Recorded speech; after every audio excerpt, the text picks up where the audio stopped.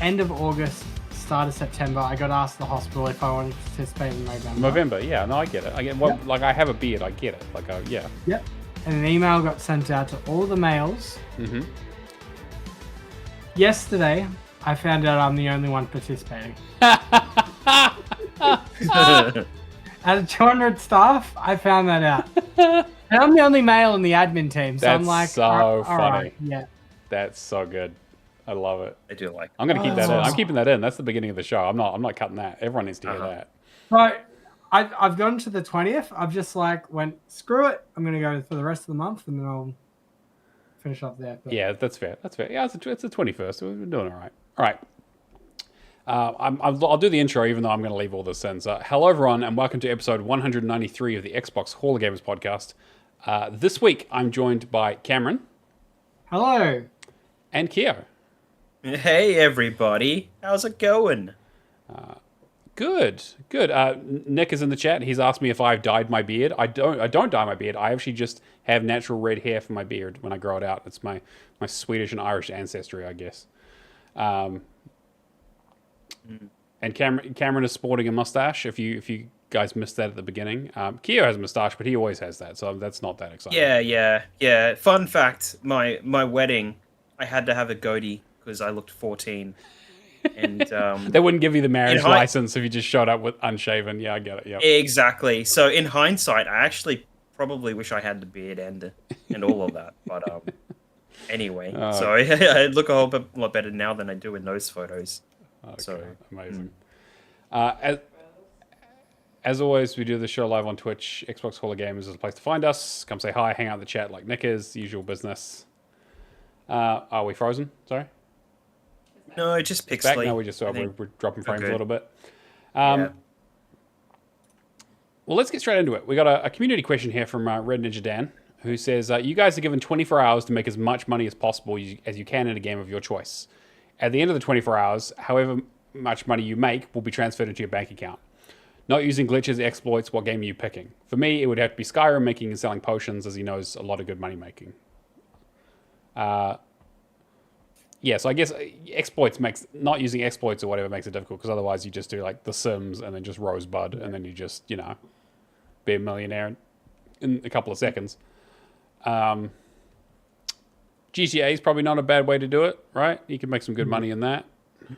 Turnip Boy. Oh, Turnip Boy robs a bank? That's a good one. That's a really good one, actually. I'm thinking like Tropico, like you just basically, you have your small little banana republic and you just transfer everything into your Swiss bank account. Yep. I'm trying to think of games that you're already got assets at the very start. So you can just have money to make money. Yeah, I get what you mean, right? Yeah, that's also another question, right? Is it a game where you start from the very beginning of the game, or is it a certain point of the game? Because if it's like a certain point of the game, like I could do Persona 5. There's like an infinite money thing that you can basically do in driving around mementos and just killing enemies. And what if it's a Saints Row situation? Saints was like my thought bubble there of like, I'm just starting off as the president. Yeah, that's true. Like that makes perfect sense. Easy. From the crack house to the White House. That was a hell of a tagline. Yeah, I think that's some good options. I think basically anything with crime, right? You have to be doing something criminal to be making that kind of money that quickly. Yeah, I couldn't imagine knocking around in that one room in Zelda Ocarina of Time, and just collecting rupees, getting the rupees over and over again. Yeah. Oh man, what kind of currency is that? Yeah, no, you don't want to be doing any legit labor for 24 hours. Come on, what is this? Bulbasaur in chat says balloons. I never actually played balloons, but yeah, I guess that there's. You ever played balloons? I never played balloons. I know it's like obviously balloons tower defense is very very popular and all that sort of stuff. It's almost a meme at this point, but no, I never actually. I kind of missed me, I guess. So I was just in the wrong. Yeah. Man has never used a spare period in his life effectively. No, that's true. This is true. Yeah. Yeah, you're probably right. I did play a lot of Flash games back in the day, though. To be fair, but. For us in high school, quick tangent. It was like Age of Empires 2, Halo CE, old GBA ROMs, and then blues. Yeah, GBA ROMs and stuff, a lot of hack stuff, yeah. We also like, and again, we'll just go on that tangent again. On Island is, I'm just going to call this out. Island says he likes my beard, so thank you for that. Just I figured I'd just start the podcast for that. He also said something else that he did say something else, but he's fine. It actually looks a lot better on the live feed than it does on the Discord. Yeah, that's fair. Actually, yeah, they got that. Got that filter going. Yeah, we also used to have an email system in because we all had our own logins for high school on our PCs, and we had an email system until someone sent out an inappropriate picture to the entire faculty and every student, and suddenly those email privileges were done away with quite quickly. I still find it funny to this day that they thought it was a good idea to get the students involved with the IT department and then let them have password overrides and everything. Oh God, yeah, that could only go well. Yeah. Yeah, I didn't get as much gaming at school as what I would have liked. I mean, I definitely was like in the IT department a lot, and that sort of stuff, and building websites out of HTML and things like that. But but yeah, in terms of money making, there's lots of games out there, but I definitely think like a GTA or a Saints Row is probably a good one where you just do ridiculous amounts of crime and get really, really well paid for it. I love that scene at the beginning of what it's Saints Row 3 where they rob a bank disguised as themselves, which it's just oh man, that game is so great. I'm trying to think of like a answer for this, like outside of crime or like a tycoon kind of game. Yeah. Like, what's the most unconventional answer for this question?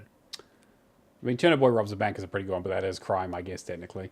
Something where you make a lot of money, like, legit. It's got to be like a management game, like Roller Coaster Tycoon or something, right? Or like, yeah. Yeah, because he's like 2 Point Hospital, or I don't know. Nintendogs. That's the answer. Nintendogs. Get paid in treats. Yeah. All right. Oh, yes. I guess it is like management. Is it Riftbreaker? What's the one where you cut the ships up? Oh, Hard Space. Space. Yeah. A Shipbreaker. Yeah, that'd be a good one. Yeah, that's actually. Although the whole thing is that they're in debt, and there's all kinds of interesting stuff happening behind the scenes. But yes. Yeah, I mean, if you're talking about debt, then you're going into the Animal Crossing territory. And true. You just do Tom Nook. Yeah. Oh, I got a letter from Tom Nook here. He says he's going to break my legs. I feel like outside of crime, it's got to be like any particular job set where you can, build a skill. Yes. Yeah. Absolutely. Or just flip houses. Or like house flipper. Yeah, exactly. Yeah. Or gambling. One or the other. Actually, there's the answer. Buckshot roulette. It's just as long as you survive, you get that big case of money. Yeah. I mean, Power Wash takes way too long to earn any cash. Yeah, fuck that. That takes forever. Yeah, no, absolutely not. All right, let's get on to the news. There's quite a bit this week. Mostly, we're getting into award season. It's the end of November. And so the Golden Joysticks have been awarded, which, if you don't know, is probably, before Game Awards, is definitely one of the more prestigious award ceremonies outside of, like, the BAFTAs and... what's the other ones? They do one at GDC as well, right? Oh, yeah. I can't remember what they call. Yeah. I'm blanking. The DICE Awards or whatever it was, yeah. But yeah, so Golden Joysticks, all votes, I think it's like 90% votes, and then it's like some curation of like kind of, the categories and who's getting nominated. So I figured we go through and talk about the results. You'll probably see a reoccurring name here quite a bit. So in the categories, we had our Best Storytelling, which had Clear Obscure, Silent Hill F, Blueprints, Mafia the Old Country, 100 Line Last Defense Academy, which is something I still want to play, and Lost Records Bloom and Rage, which Clear Obscure won, which again, have you guys played any of these other games? I mean, you guys have barely played Clear Obscure, right? So I want to play Mafia. Yeah, I want to play Mafia. Silent Hill. I'm surprised Mafia's on there, actually. I mean, I think the story was really kind of the only thing going for it, right? In terms of like, from what I've heard of the reviews, is like a very basic game as such. I mean, Blueprints is not what I think about when I think about storytelling, though. Sure. It's more like puzzle design. Yeah, although it had it had a more like implicit narrative as opposed to like a more overt story. Or like, not to say it didn't have a story, it definitely did, but like it's a lot of it's like context clues and figuring things out, and not something that normally lend to a best storytelling category. Silent Hill F I literally bought today, so I can't comment on that yet, but I will be playing that. And 100 Line Last Defense Academy is the guy who made Danganronpa, and that's his thing that he was working on that hasn't come to Xbox yet. So, and then Lost Records is Don't Nod's sort of spiritual successor to Life is Strange, which is coming to Game Pass pretty soon. So I'm very excited to give that a go. Best audio design: Ghost of Yotei, Battlefield 6, Donkey Kong Bonanza, Death Stranding 2, 2 Point Museum, and Chronos: The New Dawn. And that went to Ghost of Yotei. I don't think we've played any of those games, unfortunately. No. Well, Battlefield 6, I guess, Yeah, I mean, that's okay. Best multiplayer game. Actually, I'll just read out the winners because, again, otherwise we'll be here all day. Yeah, I was gonna say, unless they're an interesting one in that category. I think we can... Well, I guess this one's slightly... Best multiplayer game was won by Peak from Aggro Crab, which has been, exploding. Yeah. What was it? Friend Slop? Friend Slop. Yeah, Friend Slop. That's it. Yeah, exactly. I mean, I love Aggro Crab. They're hilarious developers, and they do great work. So I'm glad that it's they deserve it for sure. I mean, when you got two great indie studios coming together on a project, then... Yeah, exactly. No, it's really good to see those kind of smaller guys still winning awards and that kind of stuff up against people like Battlefield 6 and Elden Ring, Night Rain. Yeah, and that totally. Sort of stuff. Yeah. Best visual design went to Clear Obscure. No big surprise there. Although Sword of the Sea was also in that category, which is also a very, very beautiful game. Best game expansion was won by Liza P. Overture, which I would definitely agree with. I think that's some of the best DLC I've ever seen. Other stuff like Still Wakes the Deep's DLC was not very good. Assassin's Creed Shadows DLC was pretty average. No Man's Sky might have been the closest contender in there. I haven't played Order of Giants yet from Indiana Jones, but I'm definitely looking into that. Best indie game self-published went to Hollow Knight Silksong, to the surprise of probably nobody. I guess the only reason Clear Obscure didn't win because they weren't nominated, because they wouldn't be because they're not self-published. But so that's the interesting. I was going to say that's the interesting thing there too, like how Hollow Knight is going to go. Like how Silksong was going to go up against Clear Obscure when it comes to the Game of the Year awards. Yeah, which again we'll talk about after this, because I think that's our next story for sure. Because you're right. There's again people like Silksong is one of the most hyped games of all time, outside of maybe GTA 6. Yeah. And so interesting. I mean, not surprising that it won Best Indie Game, but it was going up against some big competition there. I think like Hades 2 was probably the closest one that might have got it. I'm trying to see if there's anything else here. That Deltarune maybe, if you're again, but that's probably a bit too niche. That's Toby Fox's, Undertale sort of sequel. I want to talk a little bit more about this because I've played Silksong only a little bit. Sure. And I played Hollow Knight. Yeah. And it's very much apples and apples, kind of like. Yeah, it's a taking the existing thing, making it a little bit better. Yeah. To me, like it's still an amazing game, but Game of the Year is kind of like breaking through in that category, like something new.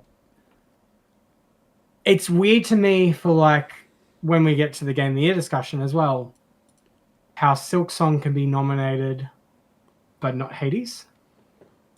Yeah. What puts Hades above Silksong, or what puts Silksong above Hades? Sure. I mean, very much let's take the pre-existing project that we did and make it better. Yeah, well, to be fair, I mean, like Hades in general, Hades 2, like that was the first time Supergiant have ever done a sequel to one of their games, right? They would always move on to a new project. Traditionally, it was Bastion to Transistor to Pyre, and then Hades. I mean, what were Team Cherry working on before, though? Like, that same argument can be made there. I don't think they're working on sequels. That's true. I suppose there is that, yeah. I guess, but I mean, like, for both of those games, Hades was such a huge success for them, and so was Hollow Knight, that it's no big surprise that they were like, well, we need to make another one of these. Like, there's clearly huge demand there. But I get what you're saying, though. It is interesting to see, like, two games going up against each other that are very much literal sequels to what they've done in the past, and are considered some of the best work in the indie space. Yeah, well, how many of these games aren't like replicas of something else, like Deep Rock Galactic Survivor? It's like tried and true Survivor category there, right? So Yeah. I can't really think of many indies as sequels though. In the last, like outside of the last few years, like it's only starting to become more, I guess, mainstream across, like, you know, the triple I's. Yeah, well, I think the reason for that is because unfortunately, most indies make one good game and then they go bankrupt because they can't afford to do another one, right? Like it's unfortunate. I feel like as you know, they start to grow and they get more popular and they start to, you know, challenge the AAA space. They start to get enough groundswell to go, cool, actually we're going to do a sequel. We're going to do, you know, I mean, even like Sword of the Sea, for example, like that's Giant Squid's third game, but very much in the same sort of ballpark as they did Abzu, and I can't remember what the other one was called, but it's the one with the bow. But yeah, like very much in that same sort of style. The Huntress, I think it was, or something. I can't remember. I mean, Peak is Path of the Huntress. yes, wasn't it? yeah, something like that. Yeah. I mean, Lonely Mountains, I guess, is technically a sort of a sequel. It's nice to see that Promised Mascot Agency got nominated. I still really want to play that because I love Paradise Killer. And then I sort of Build good as well. Have you heard of Spilled? no, I haven't heard of Spilled actually. Build's like the little, I guess, like boat kind of game where you're just picking up rubbish. Oh yeah, okay, Mate. yeah. Solo dev that like lives on a boat herself. Oh, that's really cool. I have to have a look at that. Yeah. And then they also have the best indie game just in general, so not self-published. And Blueprints won that. Which, like, I'm looking through this list and I'm like, yeah, actually, that's probably the best one on that list. Citizen Sleeper 2, though, might have, you know, there'll definitely be some argument for that. I mean, Baby Steps is great. Like anything I've seen of Baby Steps, I really want to play it. I mean, Bennett 40 is very funny, like that. Yeah. But to be fair, I don't know how many people enjoy that game though. yeah, I don't know. That's by design. Yeah. Sandfall Interactive won Studio of the Year, so that's Clear Obscure again. Best early access game was Repo, which I haven't played. Yeah, I don't know anything about that one. Yeah, I know a few of the other ones. The Skates on there, Schedule 1, which was the drug game, and then Grounded 2. Clear Obscure also won Best Soundtrack, and Best Game Trailer went to GTA 6, which is no surprise there, because people went fucking crazy for that, and it does look like a really good trailer. The Still Playing Award went to Pokemon Go, which, I mean, people voted on this, so I guess... Sure, I don't know. I mean, like, I don't know. Do you know anyone? I mean, I don't know if that's just a popularity vote though. It's yeah. I know the work crowd play it religiously. Sure. Okay. Yeah, there's definitely still people out there who play it, especially on the mobile category. Yeah. So that you could have words about Niantic, but yeah, they have a game that's still going. So that's fair. I like how Subway Surfers is on here. yeah, Well. That's very yeah. But you can tell MiHoYo's fucked themselves because they have Genshin Impact and Zenless Zone Zero on here. So unfortunately, they're you know, they got their votes split between their disgusting weebs. Hey, Char's started playing that game. Char's really enjoying ZZZ apparently. Still Playing Award on PC went to Minecraft. That's not super surprising, I think. But the other ones like Helldivers 2 is on there. Marvel's Rivals. Marvel Rivals feel like it's anything that came up this year, I don't really feel like should be in this category, right? Like if you're still playing it, should be an older game, I guess. I don't know. It came out last year. Did it really? Oh, that's right. It was on your Game of the Year list, wasn't it? It was the end of last year. Oh yeah, that's right. Jesus, time has gone fast.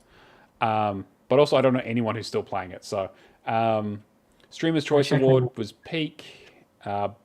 Best remake or remaster went to Oblivion, which I think actually I can probably agree with. But also, I don't think there was a huge amount of competition in that space outside of maybe Tony Hawk's Pro Skater 3 and 4. Look, to get the Gears War Reloaded on that list, yeah, there definitely was not. They're stretching. Much They're in that stretching for space. stuff, for sure. So I was going to say, with Snake Eater, they kind of just went with a whisper, didn't it? It kind of did. I mean, it's on sale for Black Friday, and I was considering it because as a huge Metal Gear fan, but it is literally just the same game. Like they've, it's almost too safe. With like Oblivion, like it is layered over the top of the old game, but they did quite a bit of work, especially on the visuals, and then on some of the mechanics as well to make it more playable. But I can definitely see, Snake Eater. I mean, the response from Snake Eater was very, very positive, but I think the same could be said for Elder Scrolls. And I think the fact that they sort of shadow dropped Oblivion as well onto Game Pass and people just kind of got to play it, which is, again, insane to think about. Not super surprising that it resonated with a lot of people. Schedule 1 won the Breakthrough Award. Best gaming hardware was the AMD Ryzen 9. Best game adaptation was Arcane Season 2, because the rest of them are bad. Sonic 3 is on here. Sonic 3 was actually pretty good. Best supporting performer was Ben Starr as Verso in Clear Obscure. And best lead performer was Jennifer English for Mael in Clear Obscure. You're noticing a theme here. Hall of Fame was The Sims, which I guess is a game franchise they like to kind of put in there every year. PC Game of the Year went to Silksong, which again, PC Game is kind of a weird one because I feel like that's something that released on everything. Console Game of the Year was Ghost of Yotai. Critics' Choice was Donkey Kong Bonanza, which I've been hearing nothing but great things about. Most Wanted Game was GTA 6, no surprise there. And Ultimate Game of the Year went to Clear Obscure 33. So I think it was 6 awards for Clear Obscure. Absolutely cleaning up. I mean, again, most of these categories were voted on by the public, so very much popularity contest, and Clear Obscure has been kind of dominating a lot of the discussion recently. Yeah. So not super surprising. Will be interesting to see how it contrasts with the Game Awards, considering that the Game Awards aren't voted. Well, they are voted on by the public, but I think the public weighs in on about 10% of the vote, and 90% of it is their journalist cabal. Yeah. But yeah, I don't know. Anything stand out to you guys on that list in terms of things you think shouldn't have won, or things that you were kind of surprised to see?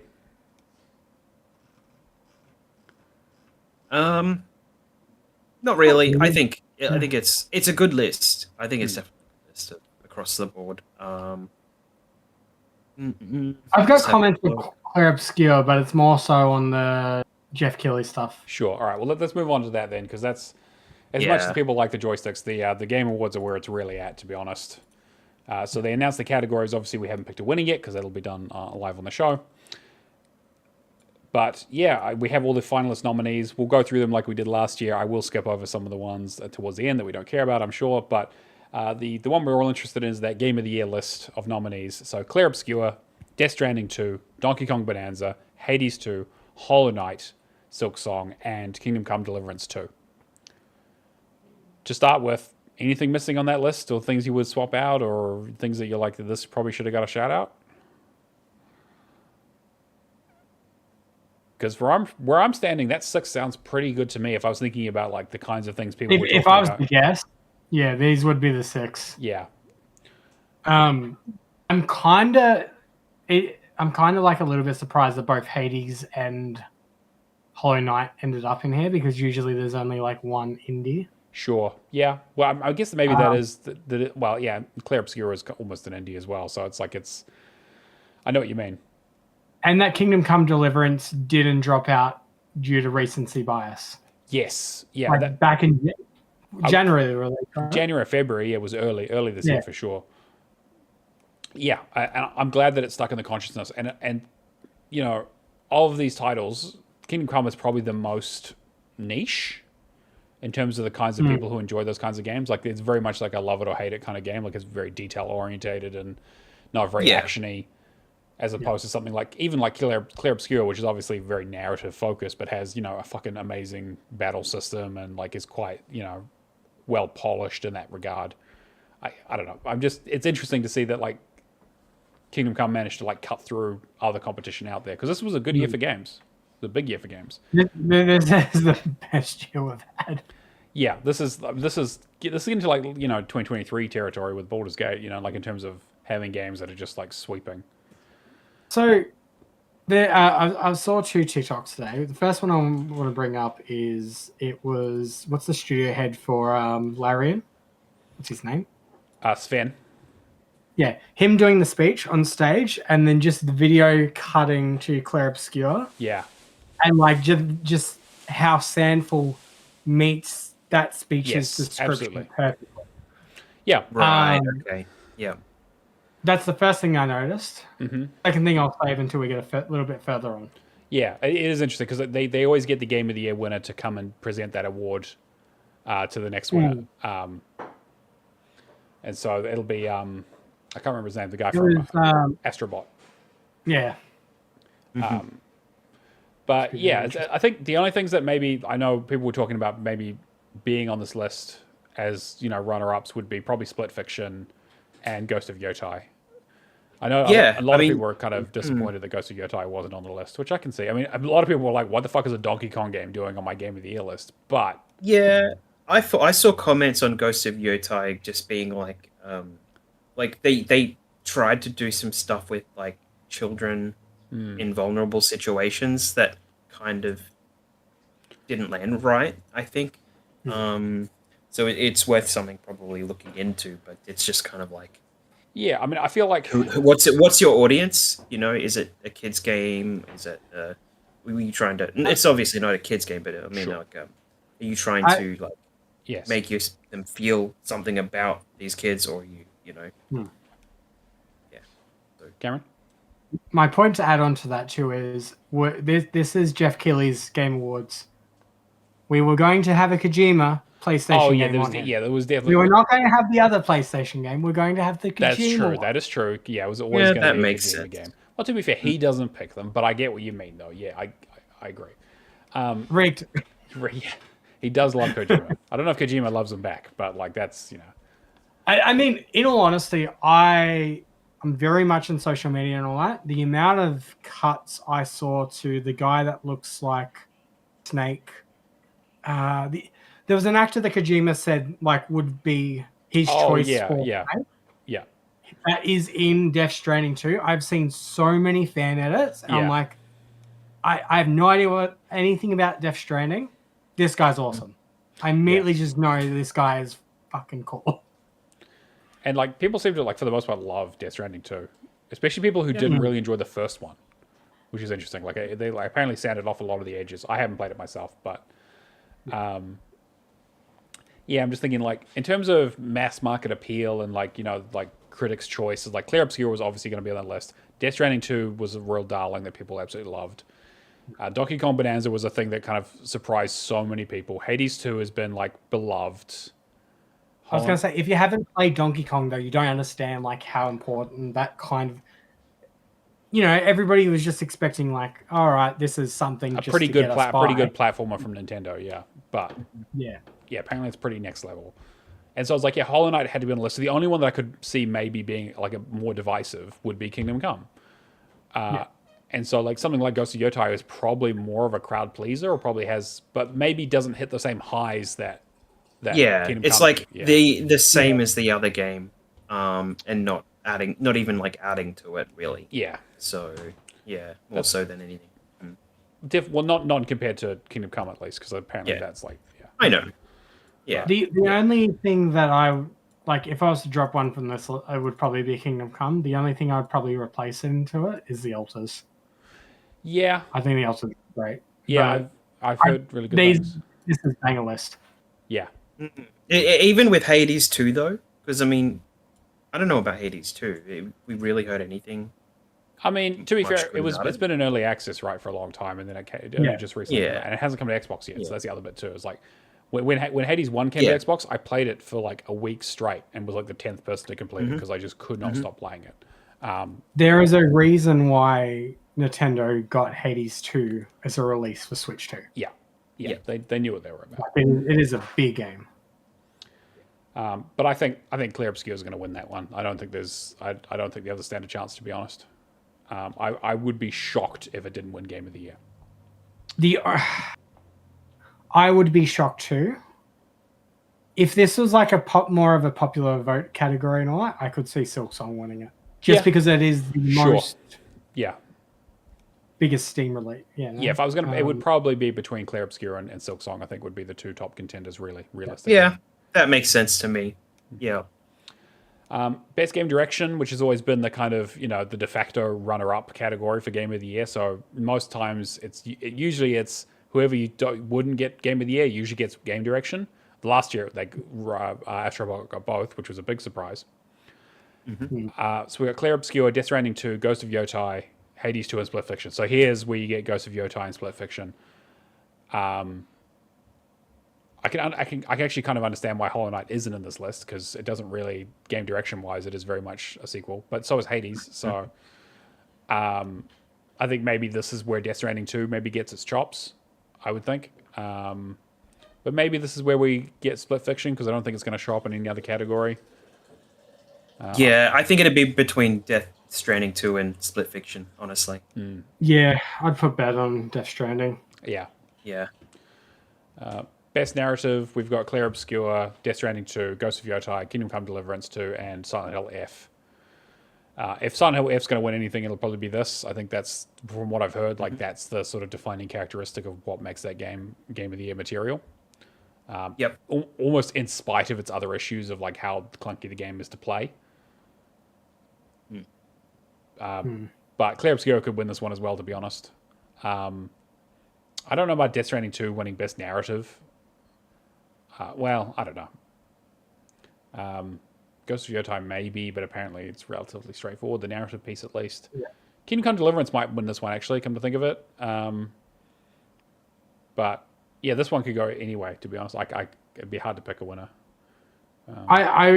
There's a lot of these that I'm just like, I really think Expedition 33 is going to like walk away with like 10 out of the 12 awards. Yeah, you could be right. Like, that's the thing, is they could just completely sweep. Yeah. Because then you go on to Best Art Direction. It's basically the same list. Clair Obscur, Death Stranding 2, Ghost of Yotai, Hades 2, and Hollow Knight. Yeah.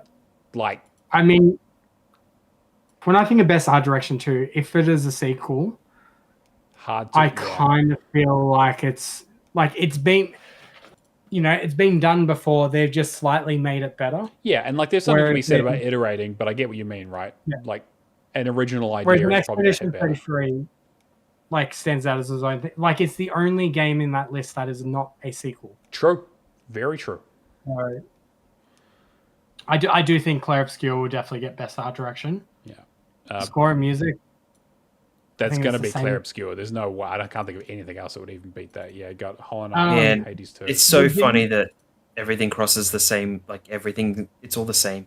Yeah, I mean, to be fair, like these are amazing games all the way through. Like, I haven't seen a list like this. Yeah, this is ridiculously consistent. I was going to say, VGC put out an article yesterday that the vocalist for Expedition 33 is fourth most streamed female French artist of 2025. Yeah. That's so that's what I'm going to point at when it comes to that conversation. Yeah, you're probably right. I think Clair Obscur is going to win that one because that's the soundtrack people have been listening to. Best audio design. Best audio design. I mean, could be. I mean, to be fair, Battlefield 6 is on this list.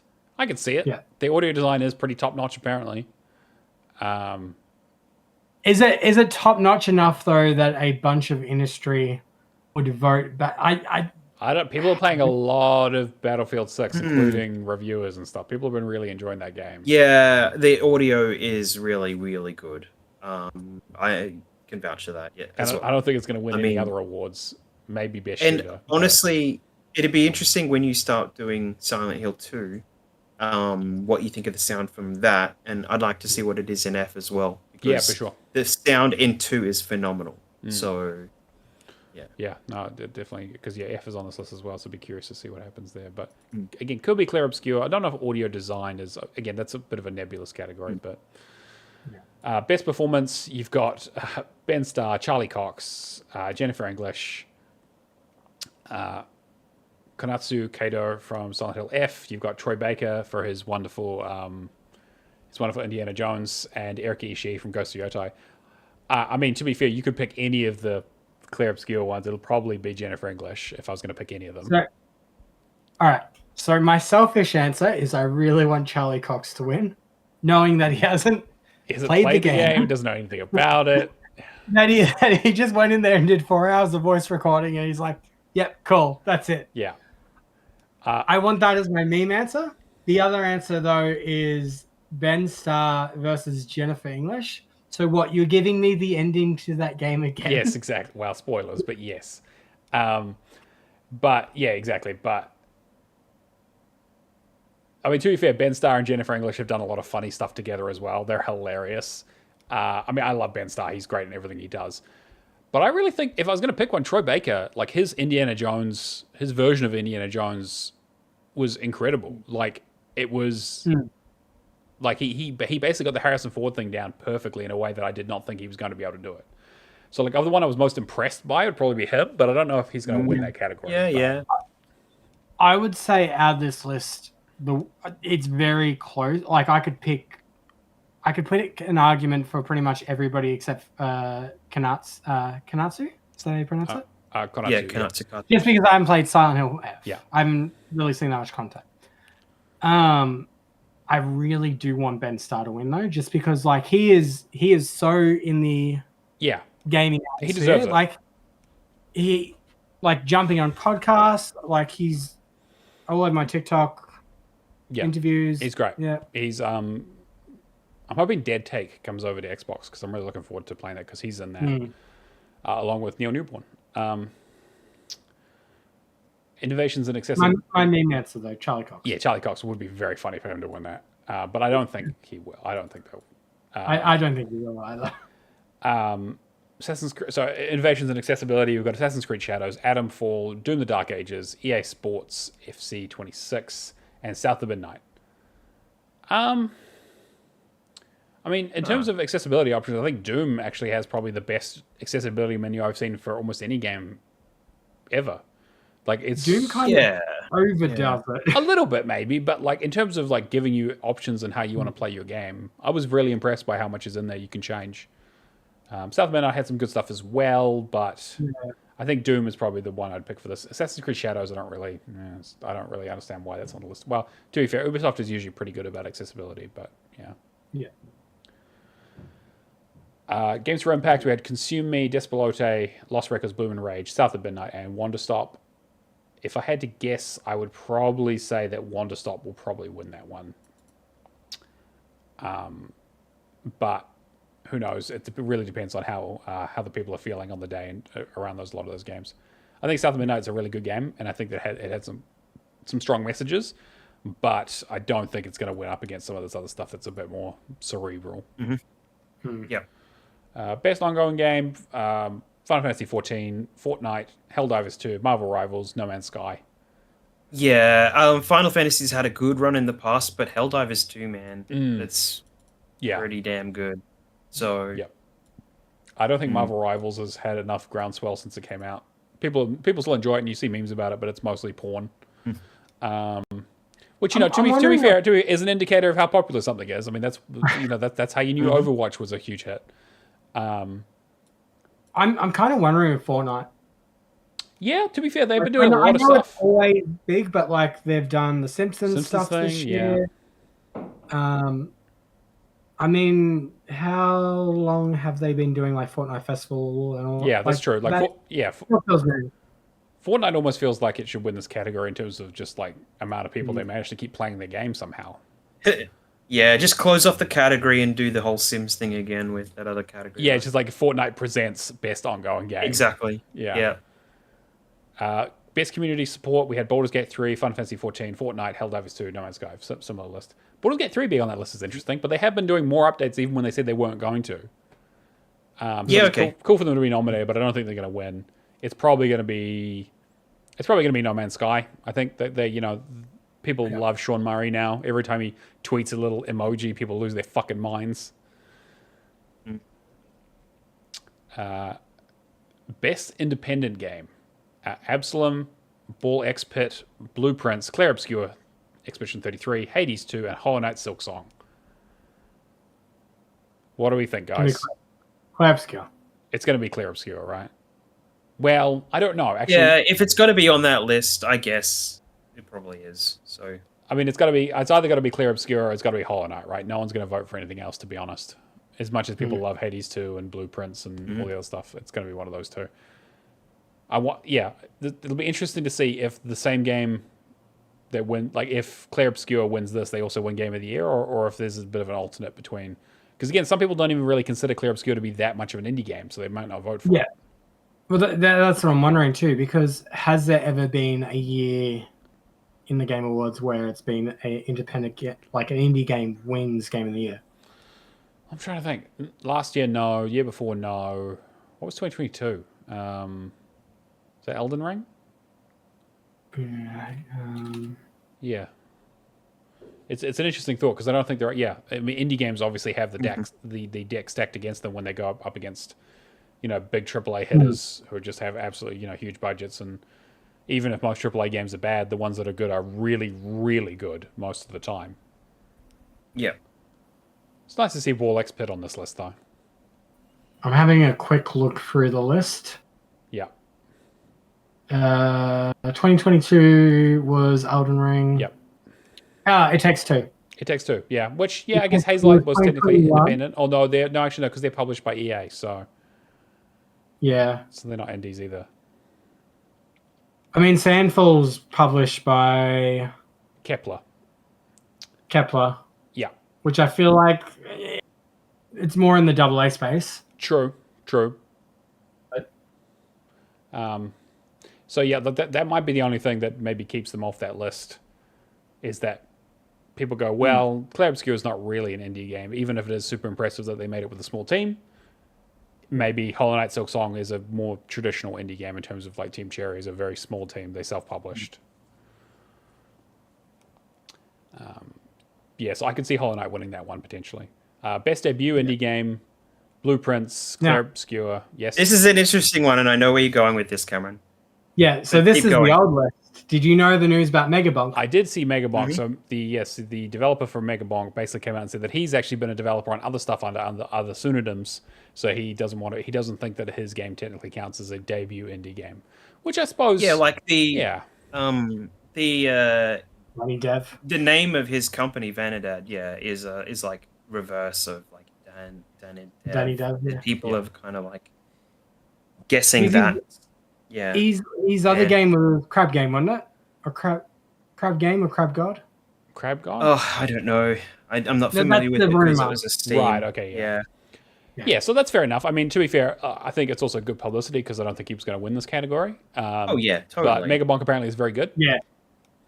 So it's cool to see him on that list. Really smart being like the only game to reject yourselves from it. Yeah. Because you've just given yourself so much credibility. Yeah. Blueprints, Clair Obscur, Despelote, Dispatch. Did they have another category, a person for that category yet? Have they added one in? I don't think so. I think they're just gonna. I think Megabonk is just gonna drop. They'll just drop it as like a new category, just for being honest about your gaming development. I mean, technically, it's a new studio too, so it shouldn't. Yeah, I think it's probably fine that it would count. Yeah, but I think Jeff's just like, yeah, cool, whatever. Yeah, I think that's probably fine. Yeah. I really like Dispatch to win this category. I was about to say the same thing. I really would like them to win. They need to win something because that game. I love the radio song. I have already seen the whole video of like how this game plays and all that. Yeah, I'm waiting for it to come to Xbox, and I'm going to buy it day one. Yeah, I think Clair Obscur will probably win this category, unfortunately, because I think Blueprints is too divisive. I don't think enough people play Despelote. Megabonk's gone. Dispatch is really the only competition it would have, and a lot of people would argue it's not even a game. So, yeah, probably Clair Obscur is probably going to win that category, but it'd be nice for Dispatch to win it. Speaking of games that aren't games, the next mobile game, best mobile game. So just so we got Gotcha Scam, Gotcha Scam, Gotcha Scam, Gotcha Scam, and Gotcha Scam. So it's just all Gotcha trash all the way down. Destiny Rising, Persona 5, The Phantom X, Sonic Rumble, Umamasune. Hang on, I can never get this right. Yeah. Actually, you did it. Pretty Derby, which is the horse girl one, and Wuthering Waves, which is basically again just another porn simulator. I don't actually care. I don't care whoever wins this, we lose basically. Although people apparently do really like the horse racing one, so let's say that one can win. Best VR AR game. I don't think anyone cares. I think out of these, I'll quickly go from Alien Rogue Incursion, Arcane Age, Ghost Town, Deadpool VR, and Midnight Walk. I hope Deadpool VR. Okay. It was really good.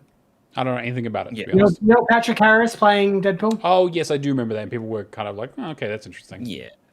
Yeah. Yeah. They showed it Nolan off North, I at the- guess, wasn't available. Best action game: Battlefield 6, Doom: The Dark Ages, Hades 2, Ninja Gaiden 4, and Shinobi: Art of Vengeance. This is gonna be Battlefield 6, right? Yeah, I think so. I don't. Yeah, it's. I don't think enough people would vote Doom. I don't think people like Doom enough to pick it, and also there's no shooter I don't category, think so. I think this is where it's going to get its dues. Ninja Gaiden 4 is very recent. Yeah, apparently it is very good, but I didn't hear a lot of people playing or talking about it, to be honest. Well, it was top 10 on the PlayStation Store Okay, yeah. as well, I think. I think So Shinobi. that one could surprise us, but I would say probably Battlefield 6 is a safe bet. Yeah, I would say so. I mean, Hades 2 obviously is a very good game too. That could also be on that list, but I don't know if people are going to go action game, Hades 2, maybe. I don't know. Best action adventure: Death Stranding 2, Ghost of Yotai, Indiana Jones, Hollow Knight, or Split Fiction. Hollow Knight's going to win that one easy. I don't think that's going to be much of competition there, to be honest. Yeah. Best RPG: Avowed, Clair Obscur, Kingdom Come, Outer Worlds 2, Monster Hunter Wilds. It's nice to see Outer Worlds 2 on a list somewhere. Nice to see Avowed too, actually. Obsidian's got 2 bites of the apple there. What do you guys think? Yeah. Best RPG? Oh, interesting. Yeah. Yeah. It's gonna be, it's hard. It's so hard to get Clair Obscur, but I want Kingdom Come Deliverance 2 to win. I agree. I would agree. I don't know if Monster Hunter Wilds is anywhere on this list, but they've improved so much on Worlds. It's not Game of the Year material like at all, but they've refined it. What they did to build on World so much that it just feels great to play. Yeah. So like that needs to go in there somewhere. I'm glad it is at least in this category. Yeah. So I don't know about RPG though, but yeah. I mean, Monster Hunter, I guess, are technically RPG games, but they're pretty light on that RPG side of things. It's much more of an action game. Yeah. It's all technically online as well. Like you'll notice with the achievements, it's all online. So it's kind of just that it is one of those ongoing games though. Yeah. So, yeah. I mean, I think you're right though, Cameron. Kingdom Come Deliverance 2. This would be the category where it would win. Yeah, totally. Its RPG stuff, I think, is probably the strongest. I think I like Clair Obscur 33 like a lot in terms of its overall, but the RPG mechanics are like I don't know. Yeah, I do. This is you should give the studio credit for like the amazing work that they've done making this particular game. If we're talking just from the aspect of RPG, I definitely think Kingdom Come Deliverance 2 should win it, but I would not be surprised if Clair Obscur does. Yeah, that's fair. Fighting games, 2XKO, Capcom Fighting Collection, Fatal Fury, Cry of the Wolves, Mortal Kombat Legacy Collection, and Virtua Fighter 5 Revo World Stage. It'll be Capcom Fighting Collection too. Yeah, you're probably right. Again, a lot of these are remasters or remakes or re-releases. Like, obviously not a lot happening in the fighting game genre this year. Yeah, which is wild because so much happened last year. So... Best family game: Donkey Kong, Lego Party, Lego Voyages, Mario Kart World, Sonic Racing, Cross Worlds, and Split Fiction. This will be a Donkey Kong hands down, right? I think. Yeah. No competition. Yeah. I also would argue that, again, much like It Takes Two winning Best Family Game back when it came out, I don't feel like Split Fiction is much of a family game. Yeah, no. Best Sim Strategy Game: The Alters, Final Fantasy Tactics, Jurassic World Evolution 3, Sid Meier's Civilization 7, Tempest Rising, 2 Point Museum. The Alters? I would like the Alters to win. That's probably where it would make the most sense. Final Fantasy Tactics is probably going to have the nostalgia level to it, though. I don't think Civ 7 is going to win anything. No. Civ 7 won't have a release. 2 Point Museum's essentially just a sequel to the series. Yeah, Tempest Rising didn't I don't know enough do about much. Jurassic World Evolution 3. I mean, apparently it's good. Just more of the same. Yeah. I think it is definitely between Alters and Final Fantasy Tactics, and I think Tactics is probably going to take it, unfortunately, but Alters is probably the one that I would pick if I had to pick the two. Best sports racing. I feel like that actor should get his due for the amazing work. Yes, the amazing work they did for sure. Yeah, absolutely. think that game has a discontinued achievement on it now, unfortunately, because I was thinking about firing it up, but they've broken something. What, the others? Yeah, they broke something in the latest update, unfortunately.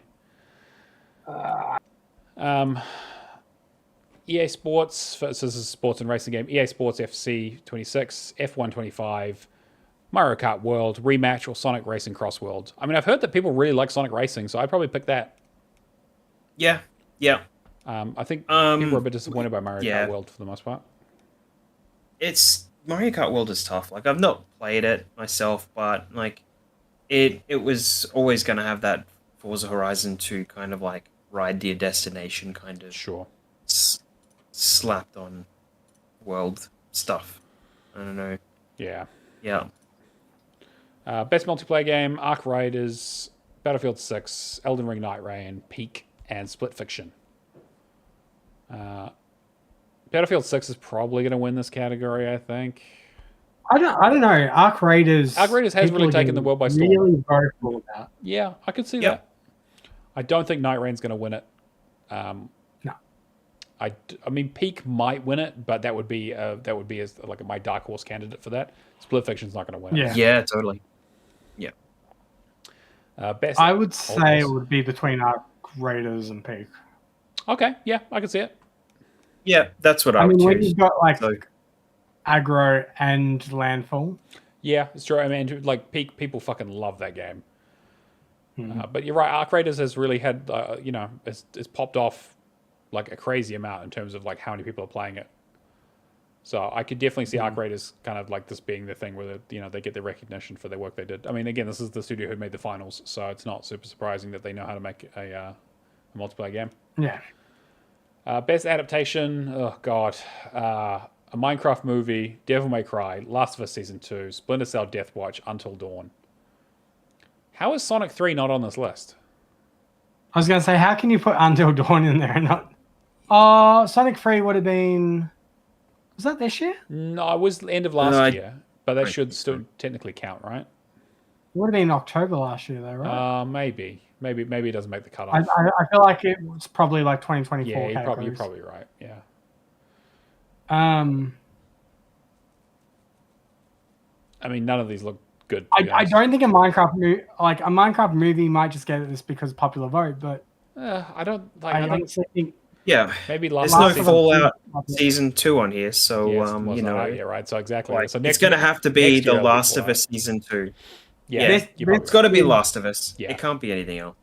This is a really hard category because you can get Minecraft movie because of popularity. You get Last of Us 2 Season 2, but then how people feel about the start of that, and also the people that's not as good as the first season. It definitely has a lot of comparisons. I feel like Devil May Cry, nothing. People didn't like it that much. Until Dawn was bad, and Splinter Cell Deathwatch, I don't think anyone saw. Well, funny enough, I was watching another content creator, and they were saying that like Pedro Pascal is kind of doing a lot of stuff at the moment, like and it's kind of like upsetting this person a little bit, and it was saying that maybe he's they're trying to make him the Burt Reynolds of like modern day people, of like Hollywood. Just shows up and everything. So like, because he's just like lovable and he's tooting his own horn and all this kind of stuff. But I actually think Cameron would be the Burt Reynolds now. Cameron's never seen Magnum PI. He doesn't know what you're talking about. I know. I honestly, all I wanted to do was drop that in. He doesn't know who Higgins is. He doesn't know. I wasn't going anywhere with that, but I wanted to compare Cameron to Burt Reynolds. I'm so confused. Love Magnum PI. We'll Photoshop a picture of you next to Burt Reynolds for that, and we'll so people can understand. Cameron doesn't even know who Burt Reynolds is, so we got to start earlier than that. And then the last one that I'm going to read out is most anticipated game, because the rest of it's like esports stuff that no one cares about. What? Well, I've got one category I want to speak about. Anyway. Yeah, all right, fine. Most anticipated game, 007 First Light. GTA 6, Marvel Wolverine, Resident Evil Requiem, or The Witcher 4. What could it possibly be, guys? Let's go gambling. Oh boy. So it's going to be GTA 6, right? Like there's 100%. the only one that I could my think... most anticipated is 007, but Yeah. it is going to be GTA 6. No, I think it's between GTA 6 and Resident Evil. Resident Evil's getting some hype. It is for sure, but Says the man who's played like every single Resident Evil game. the Resident Evil is going to come out. That's the difference. Like, how can you anticipate it for something you actually know exists? I personally think this is probably between GTA 6 and The Witcher 4. Because those games, you know, like we barely know anything about The Witcher 4, and like I think people are like really like, you know, like frothing at the mouth to find more things out about that game. Because people love CD Projekt Red, but it's 100. Yeah, it'd be GTA 6. It's GTA 6. Yeah, unfortunately.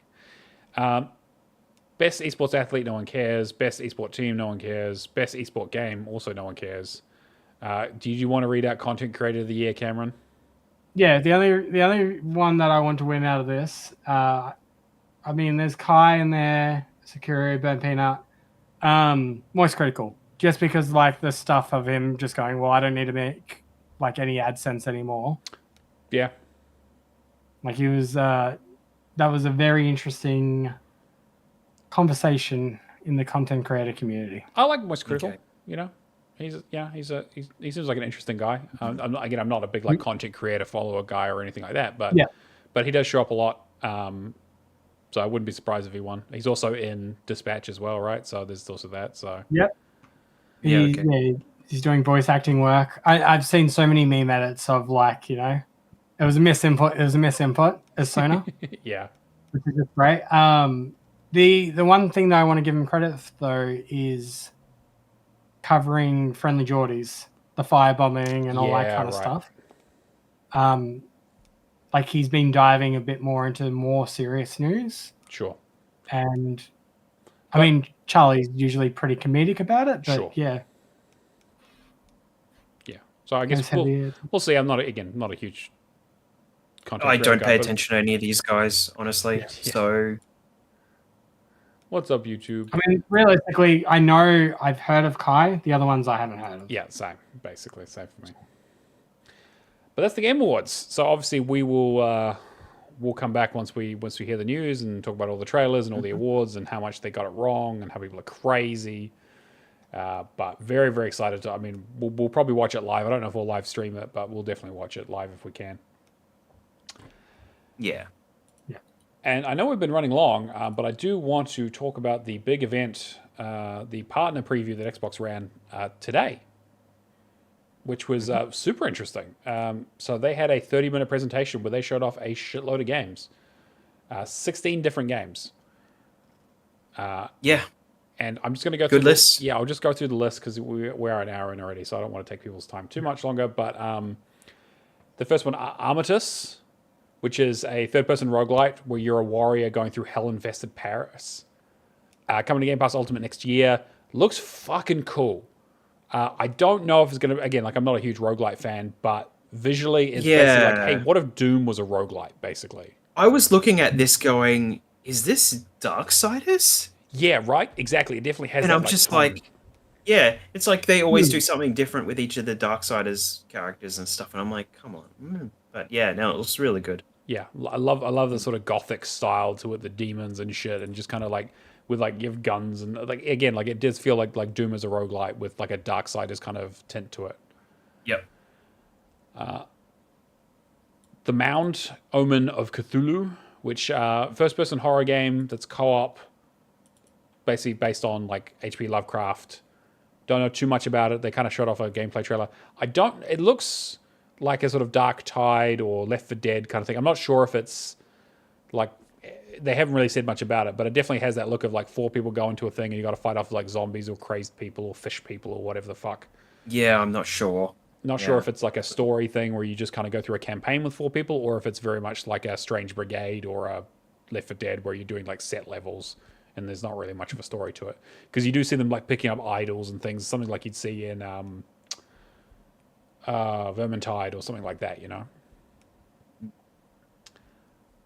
Dave the Diver is coming to Xbox.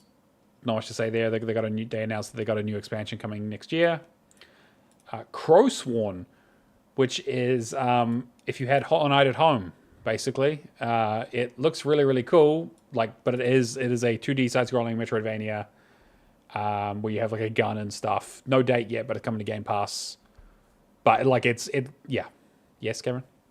I have Hollow Knight at home. It's an Australian product. It's true. This is true. I would say if you haven't seen this trailer, check it out and be like, oh, okay, yeah. Excuse me, at home is no longer cool. It's X home. X home. Sorry. Yes, you're right.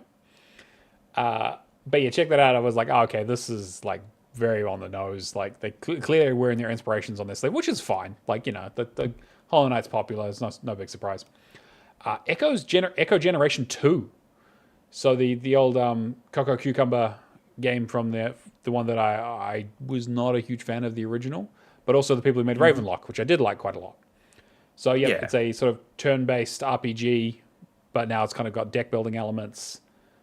They've kind of upped the art style yet again. Like the Echo Generation was very, very blocky, and then Ravenlock was had slightly more definition. Now they've gone to the next level of like kind of the fidelity they do with that kind of voxel art style. Really, like the trailer looked great. Vampire Crawlers, the Turbo Wildcard from Vampire Survivors. That's the full title. Is a turn-based deck-building dungeon crawler, like first-person, old-school, like Bard's Tale and that kind of stuff, with all the like randomness of Vampire Survivors, just begging you to break it. Yeah. Coming to Game Pass next year. Sure. Basically, the 3D backgrounds with similar effects from the top-down. Yeah, sure. Ponkel's obviously working overtime between this and the Warhammer thing that we talked about last week. So, yeah, I mean, this looks interesting. It's such a great idea, though. Like, just reusing assets and all that. Yeah.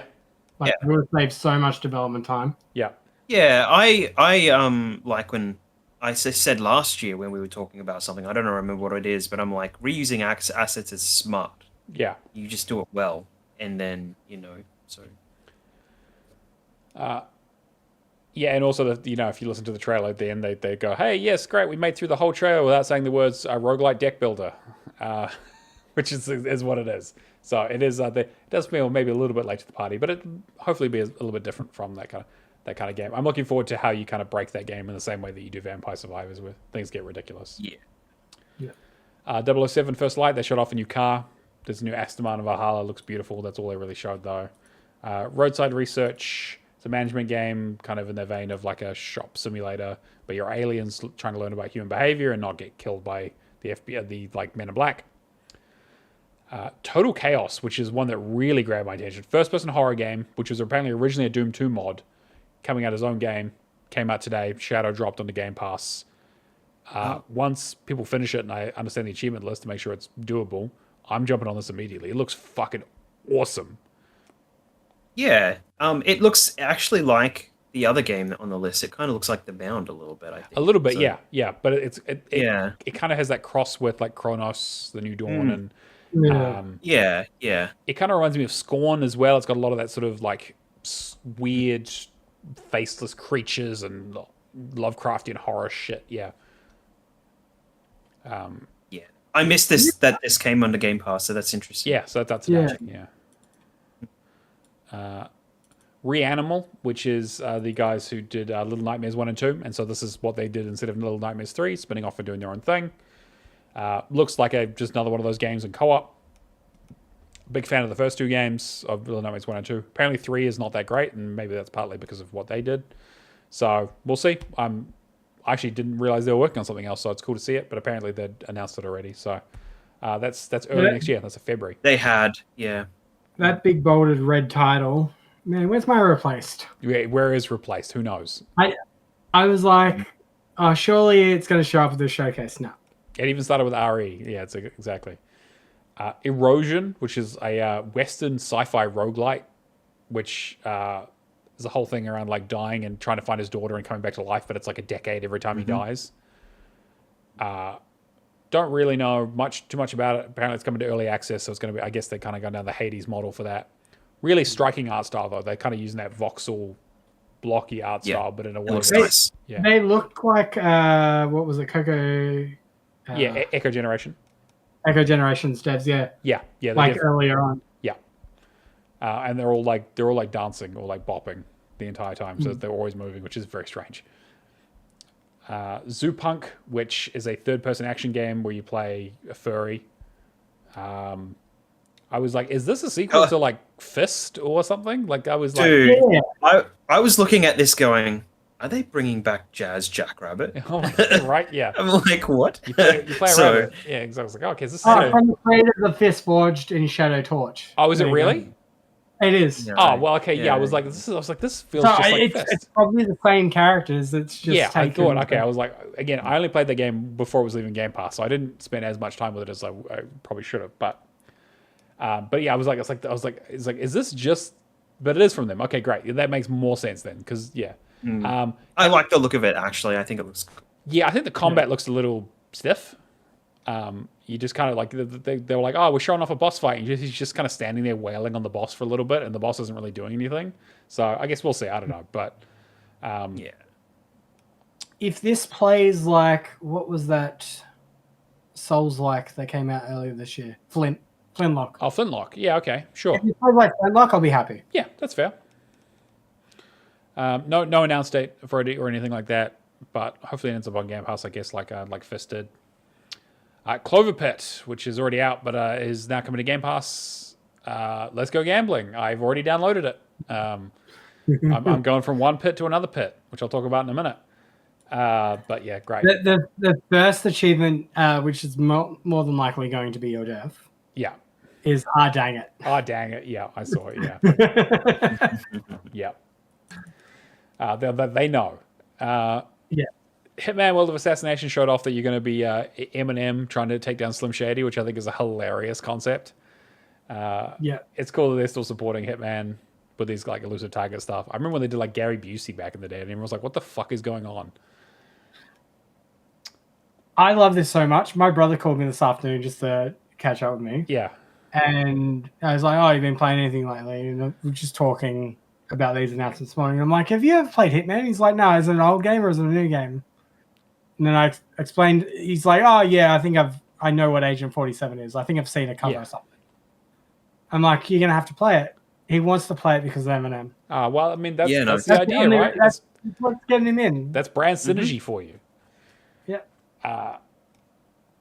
The other one they showed off was Tides of Annihilation, which they've been talking about for a little while now. I think, what did they show this off last year? I think it was. It might have even been the year before. Jennifer English. Oh, also Jennifer English was the one doing the like the narration between the trailers, but she's also the main character in this game, which was always kind of weird. But Tides of Annihilation is like shot off a boss fight from the game, like a whole unedited boss fight, very, very cinematic.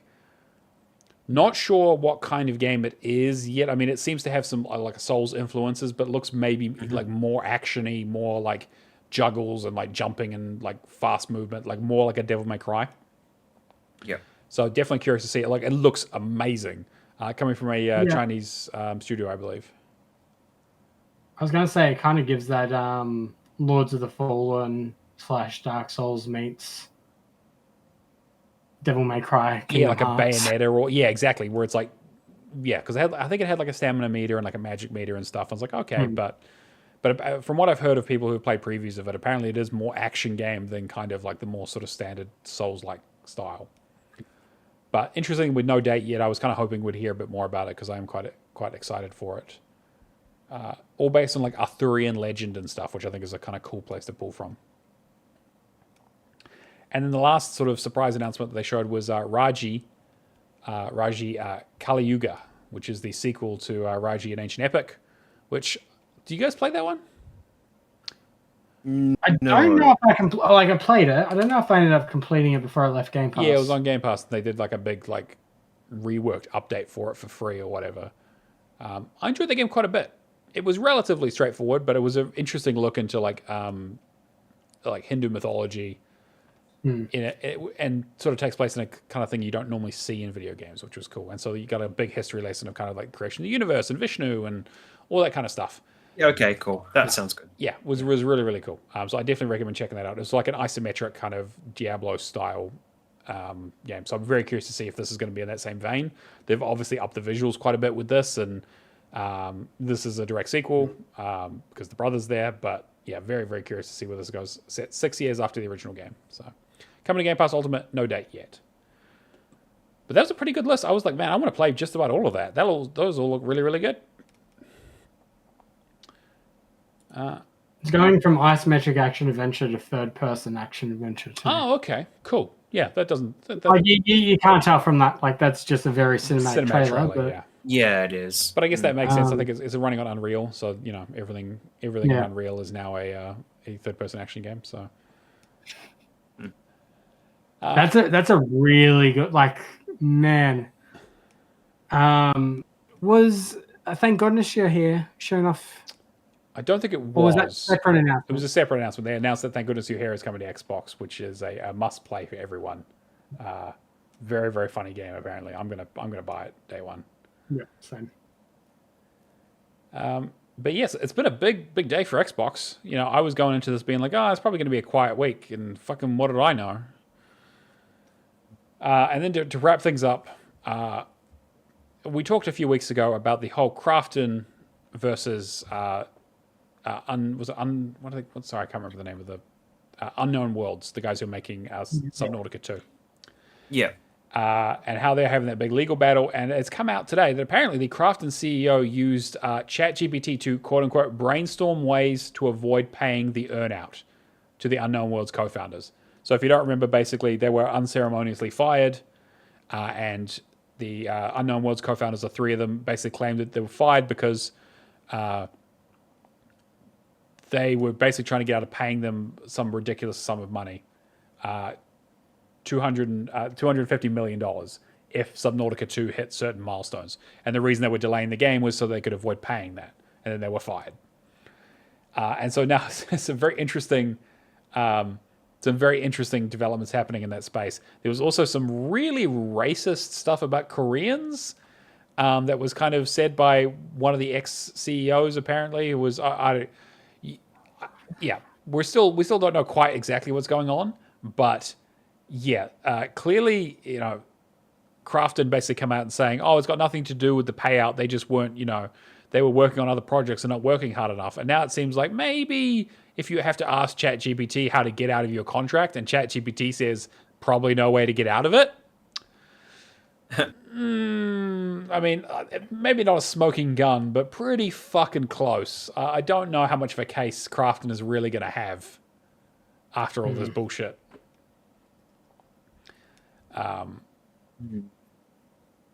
But yeah, I guess we'll see. Yeah. Oh well. You just keep finding new ways to use ChatGPT. Like that's what we're doing now. So. Yeah. Yeah. So I guess we'll see what happens in that space. But I think Crafton might be over a barrel. Yeah. All right. Game Pass updates. Cameron, do you want to read through those? So Game Pass updates, stuff that has already come out. Moonlighter 2, The Endless Vault, Helbra and the Souls of Limbo, now hitting premium. Revenge of the Savage Planet, now at premium. We also had Monsters Are Coming, Rock and Road, The Crew Motorfest hitting ultimate. Clover Pit and Total Chaos dropping today, shadow dropping because of the event. November 25th, we have Banishers, Ghost of Eden, and Kill It With Fire 2 hitting ultimate and premium. December 1st, we have Marvel Cosmic Invasion. And December 2nd, we have Lost Records, Bloom and Rage. I wonder if that's both episodes of Bloom and Rage, because there's 2 episodes for that. I'm hoping it would have to be. Yeah, right. It would have to be. Yeah. Mm-hmm. I'm glad Banishers is finally coming to Game Pass. I held out long enough not buying it that it finally ended up on the service. I'm vindicated. Yeah. And then leaving, we've got Barbie Project Friendship, Lords of the Fallen, Octopath Traveler 1 and 2, and SteamWorld Build. I'm very glad I got Octopath Traveler 2, because I thought I had till January to finish that, and I'm glad that I jumped First thing I did was look up your account and make sure. Yes, I made sure to finish. I was lucky that I was like, you know what, I need to go back and finish it. I'm not going to wait till that's leaving. I think my weekend's going to be my final Lords of the Fallen run. I haven't finished, so get it done. I'm about halfway through that. So not long.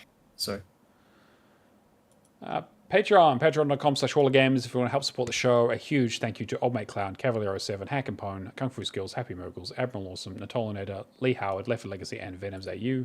We literally could not afford to do the show without you guys, so thank you all so much. And if you do want extra content and you want to help support the show, that is the place to do it. I won't keep you guys for too long because I know most people just skip through this part.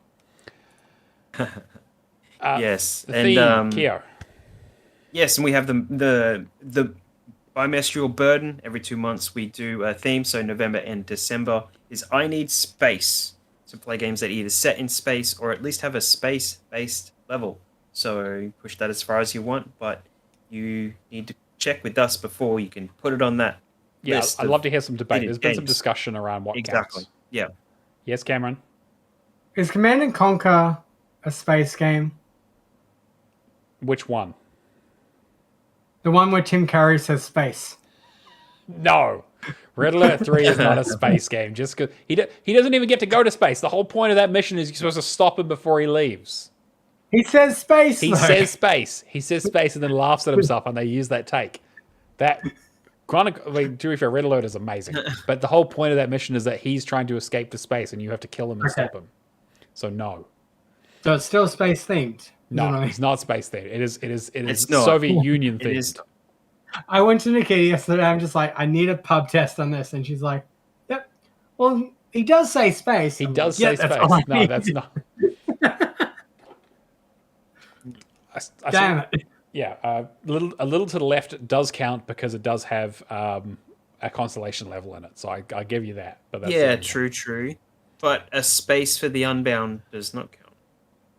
Just because it has space in it. That's true. Just because it has space in the title doesn't mean it It counts. depends on what kind of space we're referring to. We're referring to outer space. Yeah, referring but to- it's not outer space month. It's a space. It's outer space month. I'm out of space for dealing Whereas with this. in space for the Unbound's like I'm out of space on my hard drive. Dimensional space doesn't count. It has to be outer space. So, because I was tempted to put FBC in there because you do send a thing off in a rocket, but no, I'm not going to count it. Yeah, and just because space and time are relative, Yes, Red Alert 3 still doesn't count. exactly. Let's get into what we've been playing. Kia, let's start with you. What do you got, mate? I actually don't have a whole lot. All right, moving on. No. Yeah. So I'm trying to just do my Monster Hunter World for the rest of the year, and I mean, like, should we Did you mention Call of Duty last week? I kind of mentioned. I basically it was so. I got to the end of the episode and I was like, oh, I forgot about Call of Duty. That's how much it impacted me. So yes, I would love for you to talk about Call of Duty. Look, well, I've been doing the story, if you could call it that, but it's nice to see the devs for Redfall back in action, you know. So, what can I say? Look, We need to give more context than that. They put some faith back in them, and they said, look, guys, you're not doing any of the coding, but sure, you can come up with the story. It's okay. But yeah, okay, cool. So the Call of Duty story is trash. This was Cameron's most anticipated game. He was so excited. Can I just say this is the best I wish I was playing Black Ops 2 game I've ever played. Mm-hmm. Yep. Remember Black Ops 2, guys? Okay. Yeah. So the thing is, you know me, I'm a notorious cutscene skipper. Yeah. We watched every goddamn cutscene. We wanted to make sure that we approached this episode and we're like, we understand it and all that. Yep. None of this connects. None of it makes any sense. Yep. There's like one guy that shows up and he's like, he's betrayed us. And like, when did that happen? Like, when did this guy become evil? So we were so confused. AI wrote the script, clearly. Yeah, so I mean, like, the unfortunate thing is that they must have seemed like they wanted to do the nostalgia trip with the levels, right? Because every level is like part, at least, in like an old multiplayer level. Right. Oh, well, I expand on that because it's either multiplayer map or it's we're adapting the story from Black Ops 1 or Black Ops 2 as a flashback kind of mission. Yeah. So like it's almost like they're trying to roll everything into one in a sense that like they had a level that was a multiplayer level, but they put story context behind it by making it like a flashback to certain character that's a child and with the dad and this and that, and tried to make it some kind of moving moment. But like, yeah, it's like it's so disjointed that there's just like you can't make a cohesive. It's almost like okay, so if that story was the first chapter in the arc of the whole story, and we got the whole story this year, and it didn't become a 3-year epic, you know. So like it might have been okay if it was shortened down into a couple of levels, and then we got the rest of the story. Kind of like what they did with Modern Warfare 1, where they did like the Spec Ops like story stuff they rolled out over time. Yeah. So So how much do you care about spoilers, Matt? I don't really. Well, to be fair, people listening might, so I don't want to. yeah, I Okay, would so be careful about that. I'm going to preface this by I'm mainly just going to talk about the events in Black Ops 1 and Black Ops 2 that relate to this game. Sure. Okay. But well, that makes sense. That's fine. Yeah, the whole, I guess, perspective of the campaign is you're playing as David Mason. You're going after a shadowy organization called the Guild. You get sprayed with some toxic gas, and then you start experiencing delusions. Okay. And it kind of feeds into like this zombies kind of feeling campaign. You have flashbacks to talking to your dad, which anybody that's aware of the events of Black Ops 2 understands what the relationship is there. But they then proceed to take you through either, hey, we've got a multiplayer, like Hijacked, that was originally a BO2 map, is specifically a campaign level in this as well. Right. So reusing assets there. But then they take the best parts of those games, like the Breakout. I saw the Prison Escape thing from Prison Escape. Yeah. They take the last level from Black Ops 2, where it's I think it's Judgment Day, the level. I don't even remember. I don't know the name because I have not I have only played Cold War and the original Black Ops. But this is why I wanted to give a bit more context because you're the only one here that could probably do that. So I think Matt's played both a long time ago. Yeah. The bit playing through them though made me so frustrated that they could have worked on a remake of Black Ops 1 and Black Ops 2. Right. And this would have been so much like, you know, you can still do your Hijacked, your Raid, your Express like remake of those maps. You'd still do a new zombies mode and all that. But you get a campaign that feels so disjointed that does those two games such a disservice. Yeah. Because like Black Ops 1 and Black Ops 2 are my favorite COD games of all time. I think one of the ways that I explained, like when we were talking about it, I'm like, it feels like one of those comedy TV shows that have the filler episode where they have a bit of real-time talking and then they go to a flashback. They have a bit of real-time talking, they go to a flashback, and it's supposed to be, and then it leads to like it's the recap episode before the big finale to remind you what happened in the previous seasons. Yeah, exactly, so that you know what that like where it's leading to. And also that they ran out of budget, so they need to do a quick episode where they don't leave it. Yeah. Three things of it though. The basis of what that campaign could have been amazing. Yeah. Like if they like they don't give any character enough time to set up any emotional stakes. They just rely on that nostalgia fact of like, you've enjoyed Black Ops 1, Black Ops 2, you're going to enjoy this because you know the relationship to those games. But I want to say the multiplayer is like one of the best that I've ever played. Like I was really hooked on multiplayer, and unfortunately, I know for a bunch of achievement hunters, it's going to be a bit harder because these achievements are pretty damn difficult. Yeah. I'm very involved. But we'll see. Yeah. I played through the very first level of the campaign and the bit where I saw a giant machete that you could drop on enemies, I was like, okay, something's wrong here. Something just not clicking. But I did play a little bit of the multiplayer, and I did enjoy it quite a bit, even though I got my ass handed to me. Getting those 3 player the games is going to be annoying, but is what it is. Same as last year. Yeah. And it's just like Overload has like a halftime, whereas if you can get a good run in one of the halves, then you're probably better off. So the hardest thing will be Gravemaker, getting the sniper, the 3 kills. I've come close a few times, but man, just people play way too aggressive. Yeah, right. Yeah, I mean, it's so crazy to. What's the camera? You're off camera at the moment. It is crazy to me for them to go from like Black Ops 6, which had like a pretty like a really I really enjoyed Black Ops 6's story a lot. There was a lot of interesting stuff going on there, and then to go to this and be like, yeah, whatever. We didn't want to do a campaign, so fuck you. Yeah, they didn't need to bring out like. Okay, the other thing we haven't talked about too, the last mission of this is Warzone. Yes, that's what I've heard. It is loading into a Warzone map, playing for 40 minutes. It's like you could have just done Warzone and zombies and multiplayer, and it would have been fun.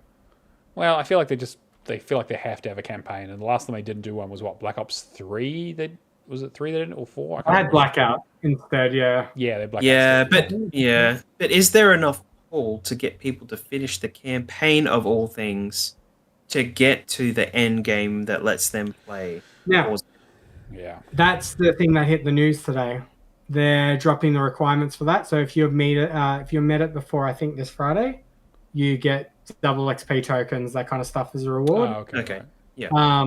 Otherwise, it's going to be available. People can just jump into the end game because they apparently think that's the best thing in the campaign. Yeah, because it is. It's apparently the only good thing in there anyway. Yeah, I'm curious to see how that goes. I know. I would have just rather appreciated a decent campaign. Yeah. But it's a good point about that. Like, it really feels like they could just remake some of the old Black Ops campaigns now. Like, it's been long enough. You might as well bring it. Like, they're backwards compatible. There are no Xbox One or Series X versions of them yet. Like, would make it great. Like, do a collection. Do the Black Ops 1 and 2 campaign. People would buy that. In the same way they did them to PC. Yeah, that's true. They did. Yeah. So why not bring them out on Xbox, I guess. Anything else, Kia? No, that's it. I'm down to just getting my crowns and stuff like that in Monster Hunter World. Nice. And that's just I mean, I've said this before, but the way that people apparently do it is that you line up pictures of the creature, you against the foot of the creature, or see if it matches, tail or something, to see if it matches. And I'm like, I can't be fucked with that stuff. I'm just going to go in and kill them, and it's fine. And if I get it, I get it. If I don't, I don't. So I don't care how big or small the creatures are. I'm just going to have some fun with it, because I'm killing some of the monsters quicker than it is to line up their foot. So I don't care. So, yeah. I got a few things, but not too much. So I talked about last week how I've started my journey. I'm planning on getting serious about it next year, but I've started now of picking a game from my backlog each week and just starting it. Now that I've culled my backlog down, I'm actually going to be pretty serious about it. And if I don't start a game, I need to have a good reason for it. So the game I started this week was Immortals of Avium. And I'm actually having a pretty good time with it. I think from looking at the achievement list, I think I'm maybe like 2/3 of the way through the campaign. And there's a bunch of like collectibles, and this is almost a Metroidvania in terms of like you earn new abilities and you have to go back and like find new treasures and shit. And there's like challenges and all kinds of post-game stuff. But so I'm most of the way through the story. I like the gameplay. I like the idea of having the kind of 3 different spell types. You have equipment, you can kind of change stuff, and you have like a talent tree, which is quite fun and changes how you play the game quite a bit. I kind of would like to maybe a little bit more variety in terms of like the 3 spell types are not all that. Well, I don't know. It's fine. I think it's good. I think it's like solid. The thing I'm having the most trouble with is the dialogue and the story. The story itself is okay. It's relatively generic. It's big bad magic dude is looking to take over the world. Your kingdom is one of the final ones left. and you get recruited to fight on the front lines, and then you get brought into the inner circle to figure out the secrets of what's going on and trying to stop him from his big plot to kind of end the war in one fell swoop by collecting all the Infinity Stones. It's that fucking thing, right? Yeah. But the dialogue is all written like it's a Joss Whedon fucking like Avengers. It's so Marvel 2000s like quippy, like really bad. There's literally a moment where a character is like has like their spell on you because they're gonna kill you, and literally says he's right behind me, isn't he? They literally, the thing they make fun of Marvel movies for, they literally do in the game, and they play it so straight, and there's jokes all the time and like sarcastic things, and there's a joke about like how the guy's pants are too tight. It's so cringy, and like some of the jokes land, but most of them are just fucking bad. It's written like it was early 2000s, just like popcorn trash. And like, it like, I understand what they're going for is like a refreshing take of like, not just a thouist, you know, like you are wizards and you shall go to the end, the Infinity War and fucking, you know, what die and come back and fucking, you know, the world's ending and the things are splitting, and like, you know, but being like, oh, we're going to do like a slick modern take where people are making jokes and quippy stuff, and like there's an annoying side character who's always doing like half of his stuff is in commas or in brackets because he's always got like side things that he says, and like, man, I don't know. It is not clicking with me at all. I don't like any of the characters. They're all absolutely insufferable. The main character is just a fucking asshole. Which is a shame because I feel like I understand, like I get it. They want to do something different, but it didn't fucking work. But the game is more open and interesting. You know, the beginning of the game is like, you know, you're on narrative, like, you know, linear narrative paths. But it reminds me a lot more like almost like Doom Eternal, in that where it's like the levels are quite open, and you kind of jump around, and like you know, when you finish an area, you get like fast travel back to previous parts to look for secrets and stuff. So it's like it's a linear game with like larger open areas that you can kind of explore and like find secrets and stuff. So it's interesting, and like again, like I'm enjoying the gameplay, and I kind of want to see how it wraps up, but not finished it yet. I was trying to get it done, but I had a couple other games that were taking most of my attention. The first one was 1,000 Times Resist, which I talked about last week. This is a must-play game for anyone who likes narrative games. I like to say too much about it will spoil everything about it. But basically the idea is that you are a clone of someone who is experiencing the memories of your original person you've been cloned from. And like going through genetic memory in a kind of very Assassin's Creed-y kind of way, but more like story related, and trying to understand how you got to like where you live and what happened and like all the events leading up to that, and like the reveals and like the generational stuff. And there's a lot of interesting story stuff here that I'd love to talk about, but obviously it's very, very spoilerific. So I'd like more people to play it, maybe talk about it. We'll do a spoiler cast or something. I'm on the final chapter 10. I think it's the final chapter. I don't know for sure, but I think we're coming to a head. Like it's definitely at the crescendo. But really, really enjoying it. It is a little bit up its own ass, you know. I think it definitely feels like maybe it's not as clever as it's trying to be, but I think it's still very interesting and very like cool to talk about. And like you don't see these games all that often, and the fact that it's on Game Pass and it's not a very long game, but the achievements are really straightforward. There's no combat or anything. It is all like kind of there's a little bit of platforming stuff that's very, very basic, but most of the game is talking and doing like just kind of like going through the motions and making choices. And also trying to wrap your head around what the fuck is going on, because there's like, you know, it's like Inception levels of like trying to figure out like what's real, what's imagined, what's a memory, what is actually happening, what actually happened. If someone remembered something happening or thought something happened, did it actually happen that way, or did, you know, like this? Anyway, people need to play this game. I'd love for more people to talk about it. And then the other thing that has swallowed my entire fucking life and about 40 hours of it this week was Ball X Pit. How fucking dare you guys do this to me? I can't believe it. I haven't played this game. Don't look at me. I got recommended this by like 5 different people, and everyone's like, oh, this game's great. This is like the next Blatro. And I was like, I bounced off Blatro immediately. It did not click for me. This, however, I could not stop playing. It Drugs really... are bad, okay? Drugs are bad, okay? Drugs are really bad. And I'm highballing. Like, this is crazy. If you don't know, basically the game is a roguelike twin stick shooter, but the idea being that it's set on like a scrolling map upwards, very much like a block breaking Arkanoid kind of game where you got to bounce a ball and try and defeat enemies and before they get to the bottom and hit and kill you.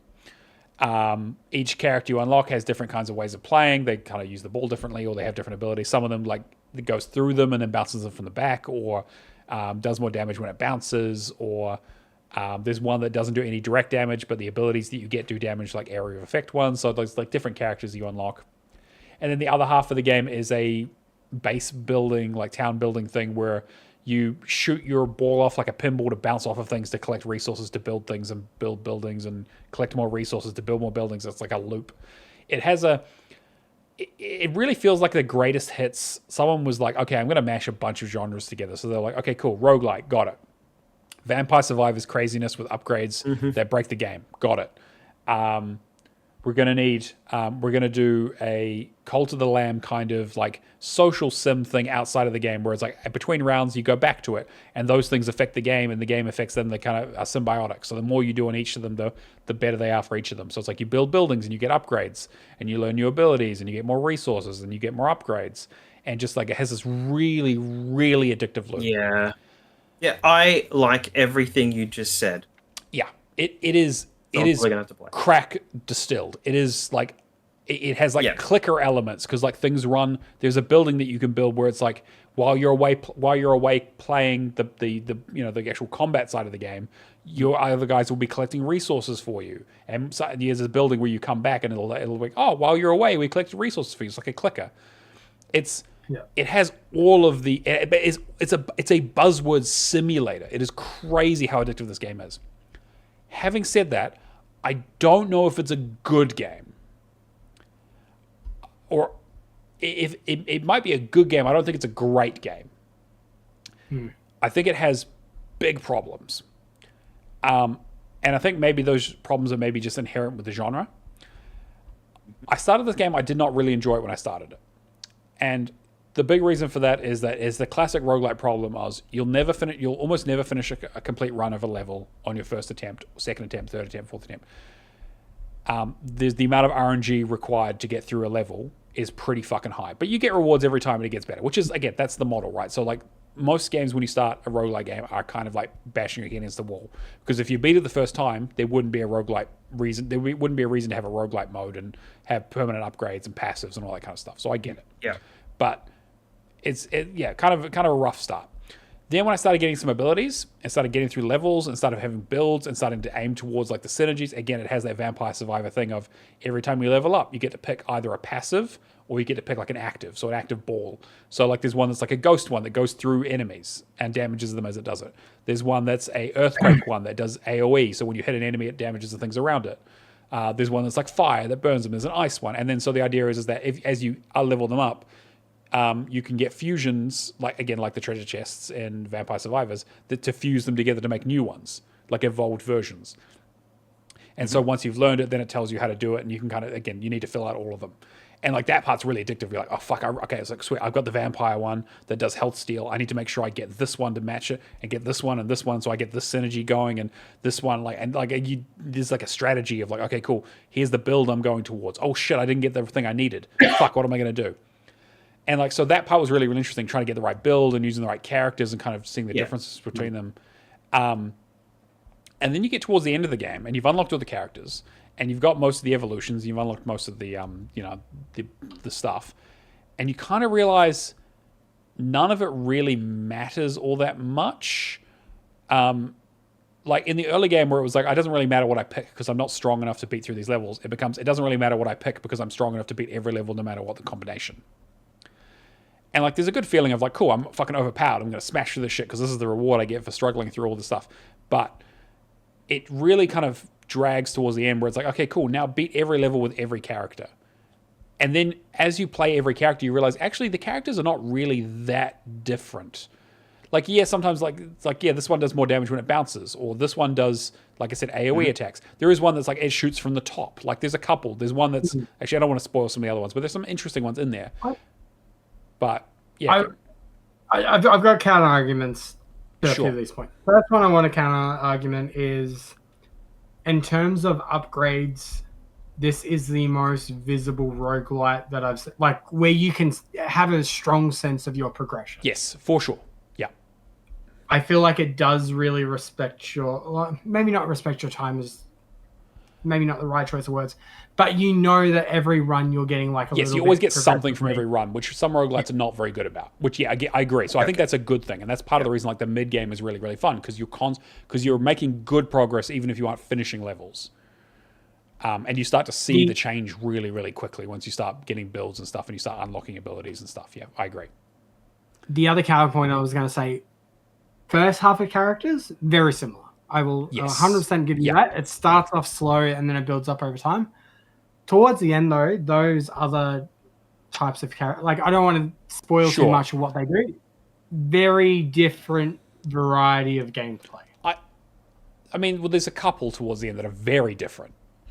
So like I'll say I won't say what they do, but like the tactician, for example, is a completely yes, I agree. And the was it the renegade? I think the very last one you get obviously changes things quite a bit. But I feel like most of the other ones, like even if their ability is different, whereas like this one, the balls always go through enemies and always attack from the back afterwards, or this one does more damage when it bounces, or this one does has these like the baby balls, which are like the kind of like non-elemental ones, spin out like a fan, so you can't aim them properly. They will just kind of spray out. Like yes, they all have kind of different abilities, but realistically, you're going to play it the same way every time. I'm just going to try and build the best build that I can. Yeah. It's like, okay, like it doesn't really matter. Like, okay, these are the upgrades I normally like. Whatever character I pick doesn't really change the way I play the game. Unlike something like maybe like a Slay the Spire or even like a Hades, for example, where it's like, you got 6 different weapons and they'll play very, very differently. I feel like there's like 20 characters in this game, and most of them play. I'd say like 75% of them you would probably just play the same way you would play any of them. Well, I will say towards the end too, I will say what the ability for the Renegade is. The Renegade, anybody you pair with it basically just plays itself. Yes, which I feel like you have upgraded your economy. Yeah. I basically got to a point of like, all right, I've experienced all that I really want to experience with this game. I've played 75%. I'm just going to partner everybody up with the Renegade because that's going to do the run, and I can play Power Wash 2 on the other screen. Exactly what I did. And I think that is my point about that, is that the game itself understands that its appeal is limited to about 20 hours, I would say.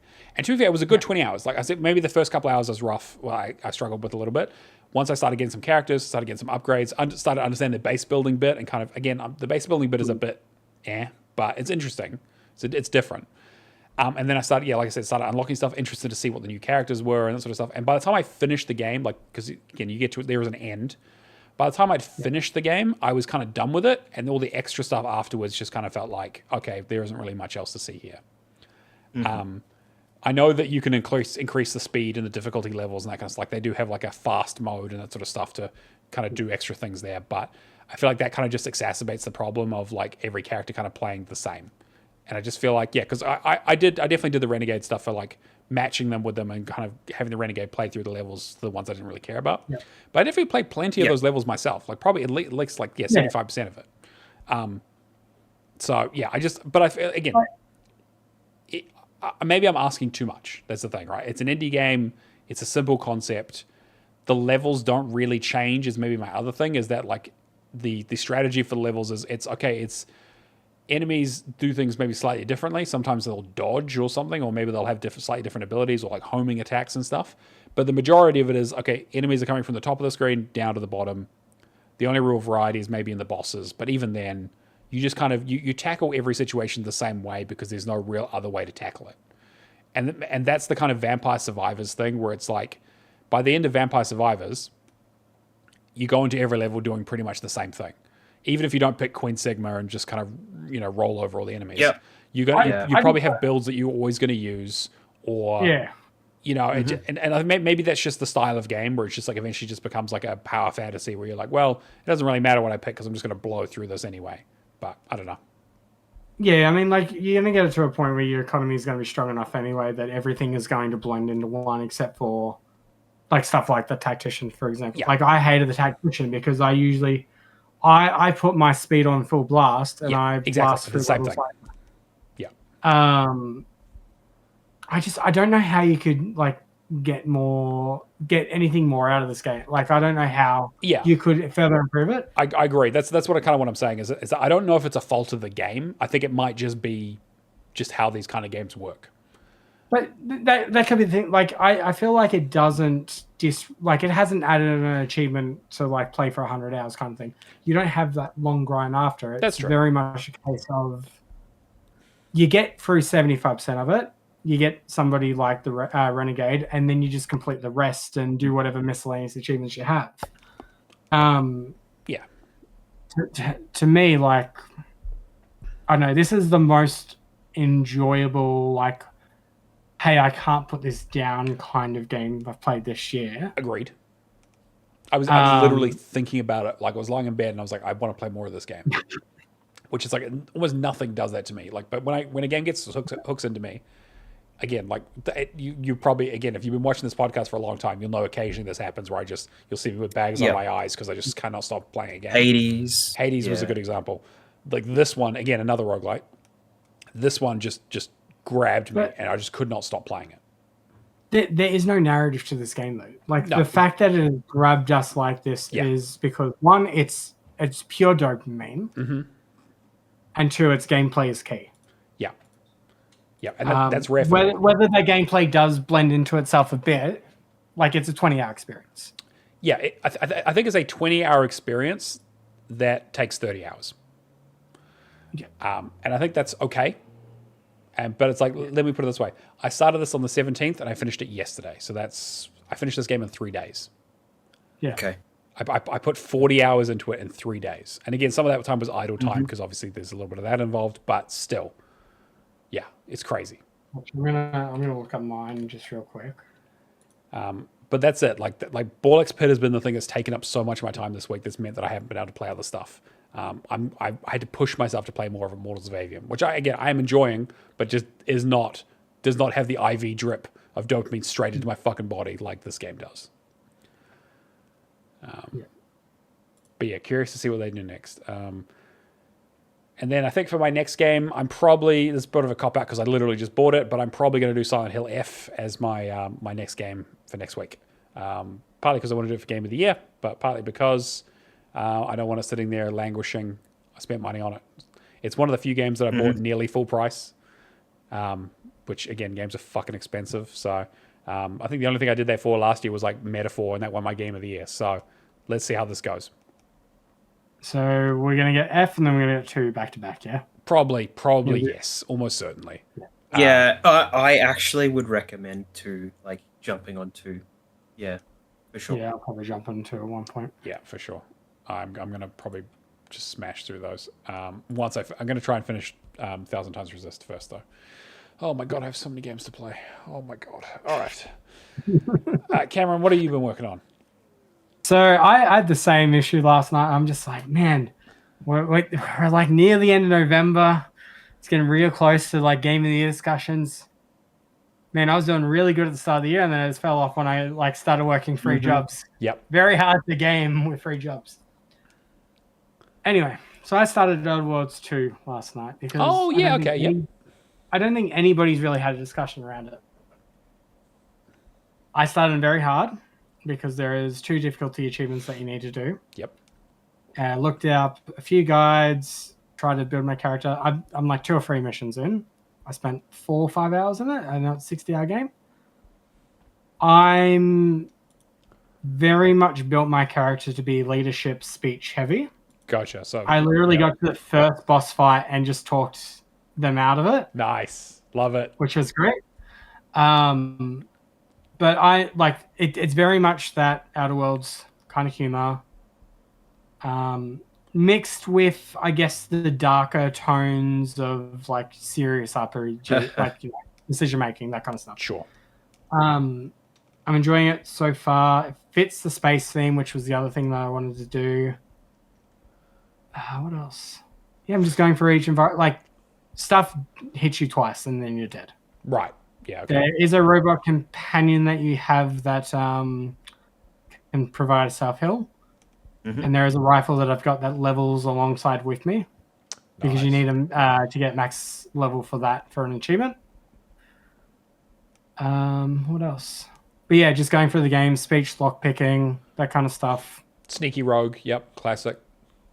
Stealthy as I can, but doesn't always work out as I hope. I'm looking forward to playing that. I've been waiting for a few more guides, but I'm glad that you're giving it a go. Yeah, I thought I'd give it a go, and then apparently you can just go through the second one, story mode, and get rid of all your companions by being rude to them. But yeah, really enjoying it so far, but it's probably too early to get into anything too juicy. Sure. The other one, talking about pure dopamine, that I started today because I had a half day today at work. I started Clover Pit. Well, like I said, from one pit to another, that's going to be the episode title. Let's Go Gambling is 100% the episode title for this. This immediately, like Ball X Pit had its hooks in me. This is 100%. This is Balatro meets Inscription. Oh God. Okay, yeah, I'm gonna. Oh no. Christ. It is the Balatro of this multiplier. Take this multiplier, multiplying them together. All right, works exactly the same way for that with slot machines instead of cards. Christ. Okay, that's dangerous. I probably played 4 hours, I want to say, and I've already unlocked half the achievements. Oh, okay, right. I hear it does get quite difficult. But it does get, like, the stuff towards the start, very easy to understand. I've started seeing some build synergies and all that to the point of, like, I do think I can get into the billions pretty easy. It's just getting the right RNG on the stuff. I love the atmosphere of this game. Like, it's so, like, just simple slots, just hoping that you get that right RNG, but then curating your what do you call them on slot machines? Your symbols. So you'll start off on your first, I can't think what they call it, first round or whatever it is, essentially.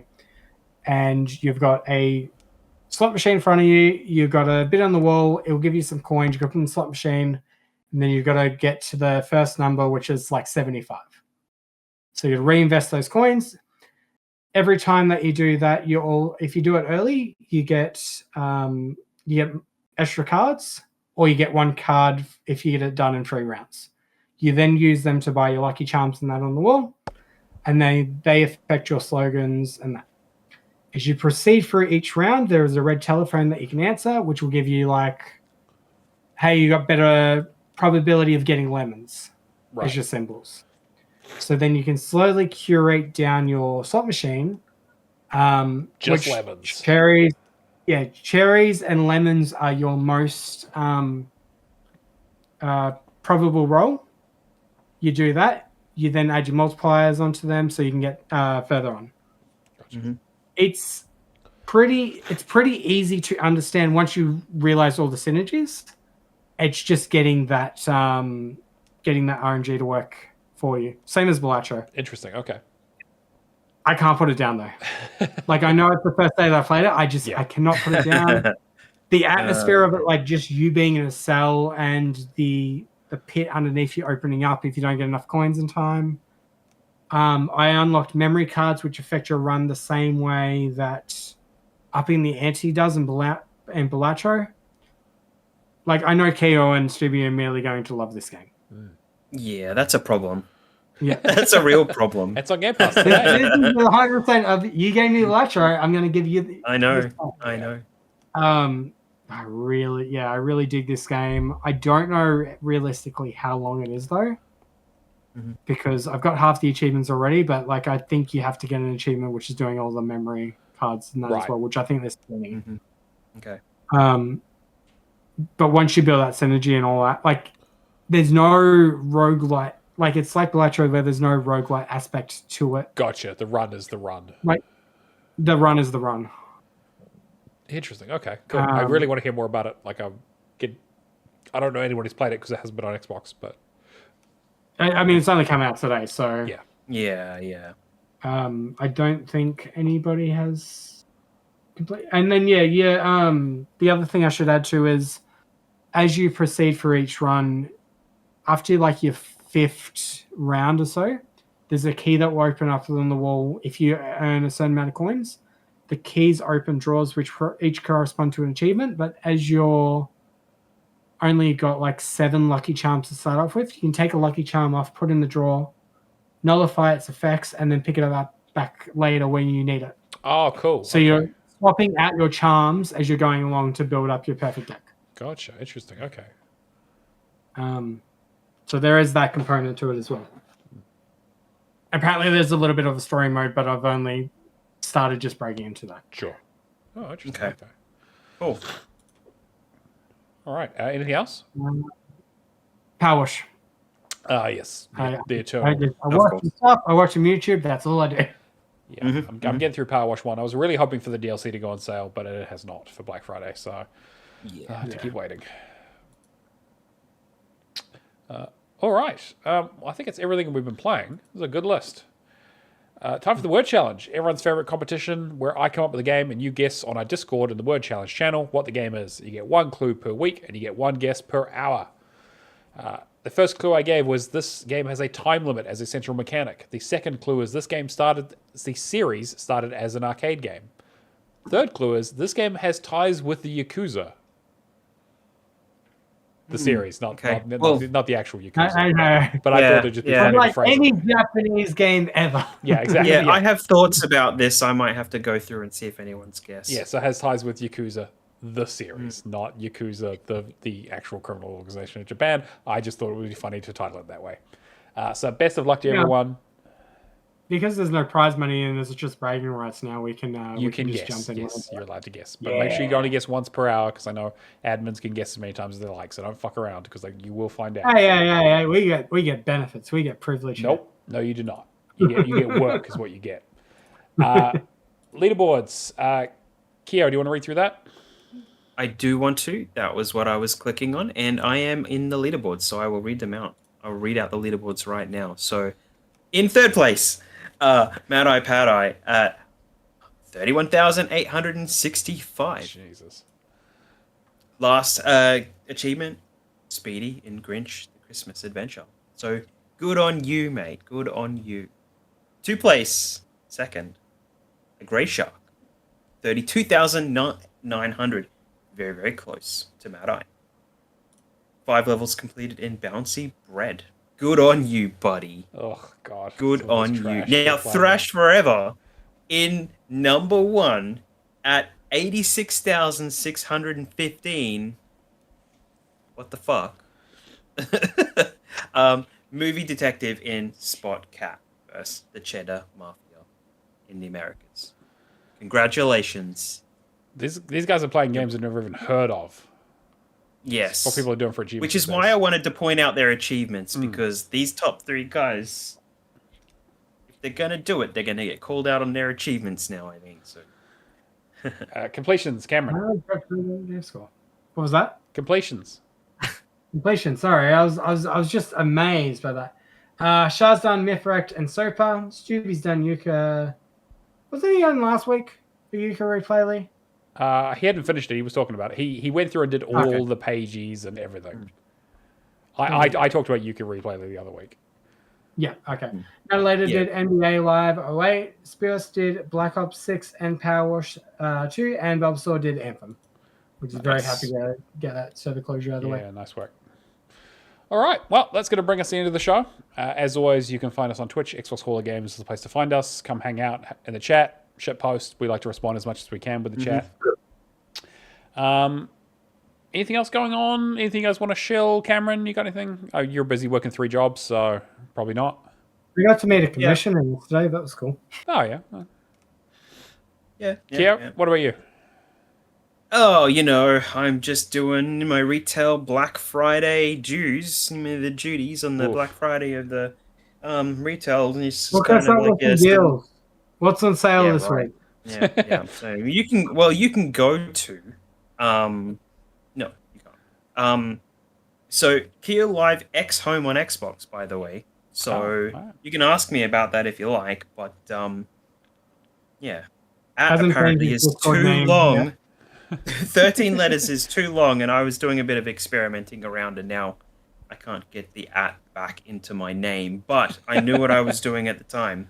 X means the same thing, apparently, so it's in there now. He's going to give it to you. X home. He's going to Bowl deliver. and So, Bowl and Pit. yes, coincidentally happened on the same week that Ball X Pit released. I did not mean to do that, but That's just cross-brand synergy there, buddy.